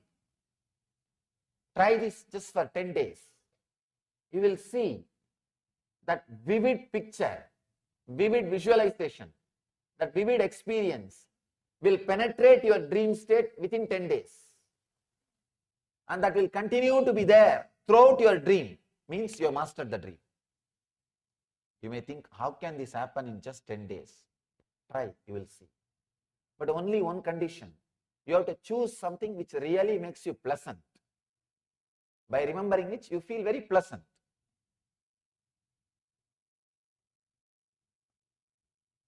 You will continue. You will not have that dream sleep. If you have this, if you master this, you will not have dream sleep. Please understand. Patanjali is talking about many mystical dimensions. He is talking about all these things to awaken those mystical dimensions in you. Life is not just all about having what you call good life. Just few cars, few houses, and a family, maybe few wives.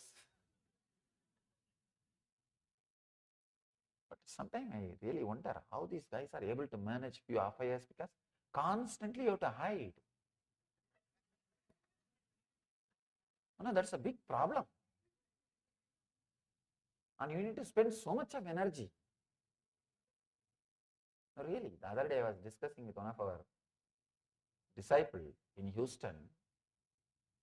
That guy was telling, Swamiji, it's a big headache. Maintaining is a very big job. You need to constantly keep in touch. And anyhow, that is not all about good life. I asked him, we were discussing, he was talking about one subject, in particular field, in this country especially, the Indians are very good, it seems. I was talking about the medical profession and few things. I asked, how come? How it is happening? He said, first thing, the worry about maintaining other affairs are less so many. When you start maintaining, it's a big responsibility. Anyhow, it's like a big load. I can say mental load.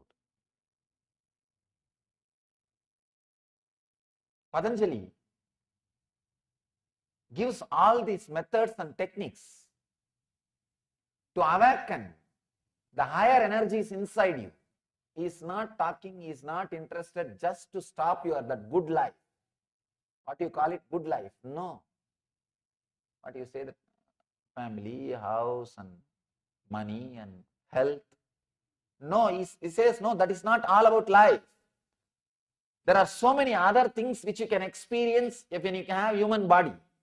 It's like, you see, what is good life? You go to Hawaii and you know all the most frequented places. You stay there for a few days and you see only those few places and come back. That may be equated as a good life. But seeing every place, experiencing everything is what I call complete life, yogic life. That is what here Patanjali wants you to live. You come here and what you call that, the definition. See, whenever you go to a new place, you know the tourist guide is there. The tourist guide will say few places which they got sponsor. That's all. They would have got sponsor from few people about those few hotels, few restaurants and few beaches and few places they will talk about, and you do that one or two things and come back. Same thing most of us do in the planet Earth. When you come here, you see the tourist guide which your parents are carrying. And you say, one marriage, one house, 2-3 car, little bank balance. You do that and go back. Understand, that is not complete life.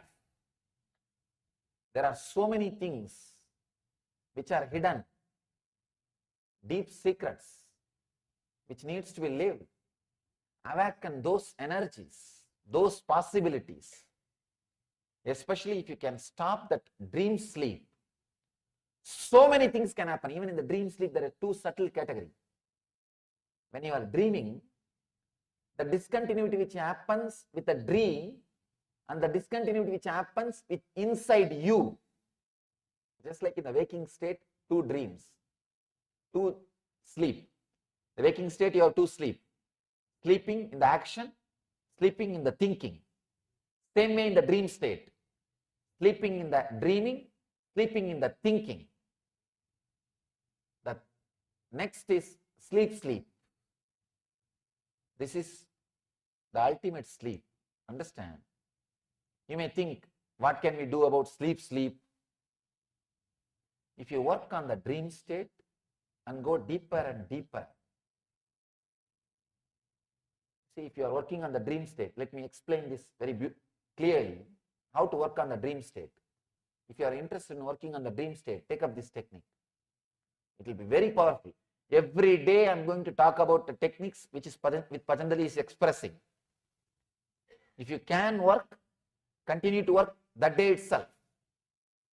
If you can't, at least play with some technique, one or two, you will see new doors opening.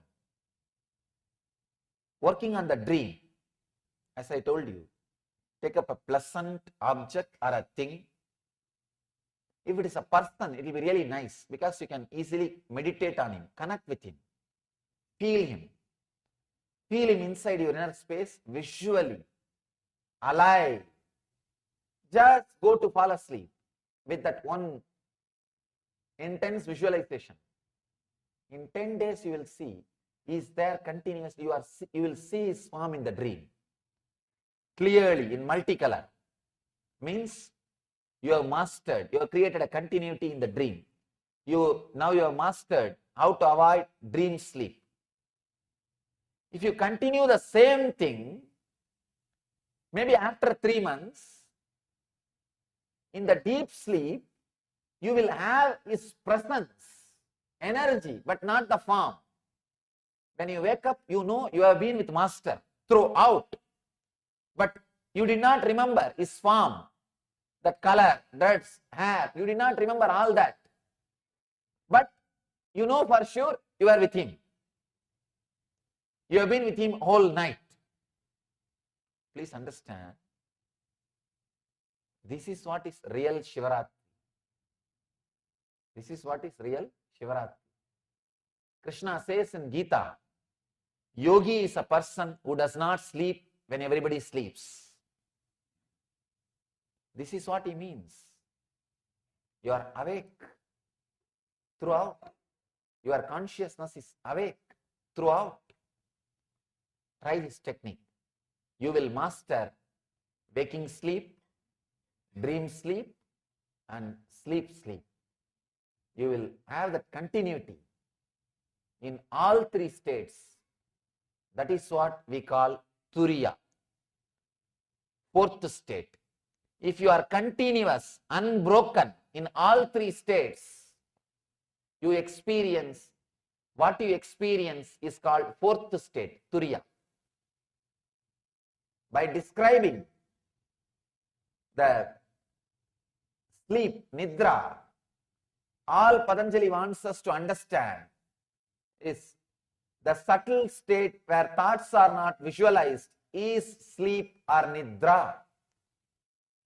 Now, try to be continuous throughout the Nidra, not only the sleep which is happening in the deep sleep time, the sleep which is happening all the 3 times.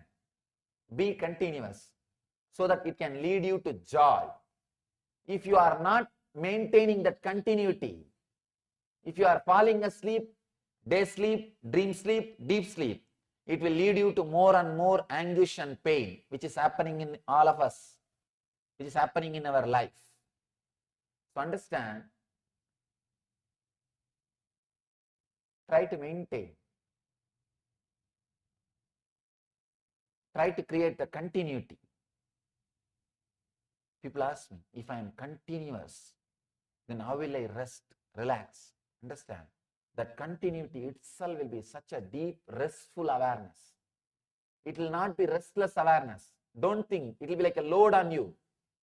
Sometimes if you don't fall asleep if you don't sleep in the night, early morning you feel tired. It will not be like that. In that time, you are not slept, but you are thinking continuously, all broken ideas. It's like a garage sale. You collected all the things and you are completely confused with your objects. How to organize and how to market and how to price it, and you are suffering with it. Please understand, if you have not slept and early morning you are tired, you have done garage sale whole night. Whole night you have been doing garage sale. I am not talking about that mode. If you create that continuity, that very continuity will be the deep, restful awareness. I can say that is the ultimate break you can give for yourself. Now, you don't have break. Break is not under your control. The continuity is the ultimate break. It looks paradox. Please understand. It looks paradox. Now you think you have a break. You have a break sleeping, dream, waking. You think you have a break. That is not a break. Continuity. Having the continuity, mastery over the break is a break. Understand? Now there is a break, but you don't know when it will break. Mastery over the break is the real break. I have a story for you about break. A huge fire broke out near a farm. The county fire department were called out, but the blaze was too big for them to tackle. So a call for additional assistance was made to a part-time volunteer force. The volunteer brigade turned up in a dilapidated old truck which spluttered along the track leading to the fire. The county fire chief was about to apologize to the farmer for the embarrassment the volunteer force was causing, when to his amazement, the volunteer truck fearlessly drove into the very heart of the fire. Within minutes, the center of the fire was extinguished, breaking the blaze into two controllable sections. An hour later, the entire fire was out. The farmer was so impressed that he immediately presented the captain of the volunteer force a check for $1,000. The local newspaper man asked the captain what he was going to spend it on. The guy says, I am going to get the brakes on the damn truck fixed.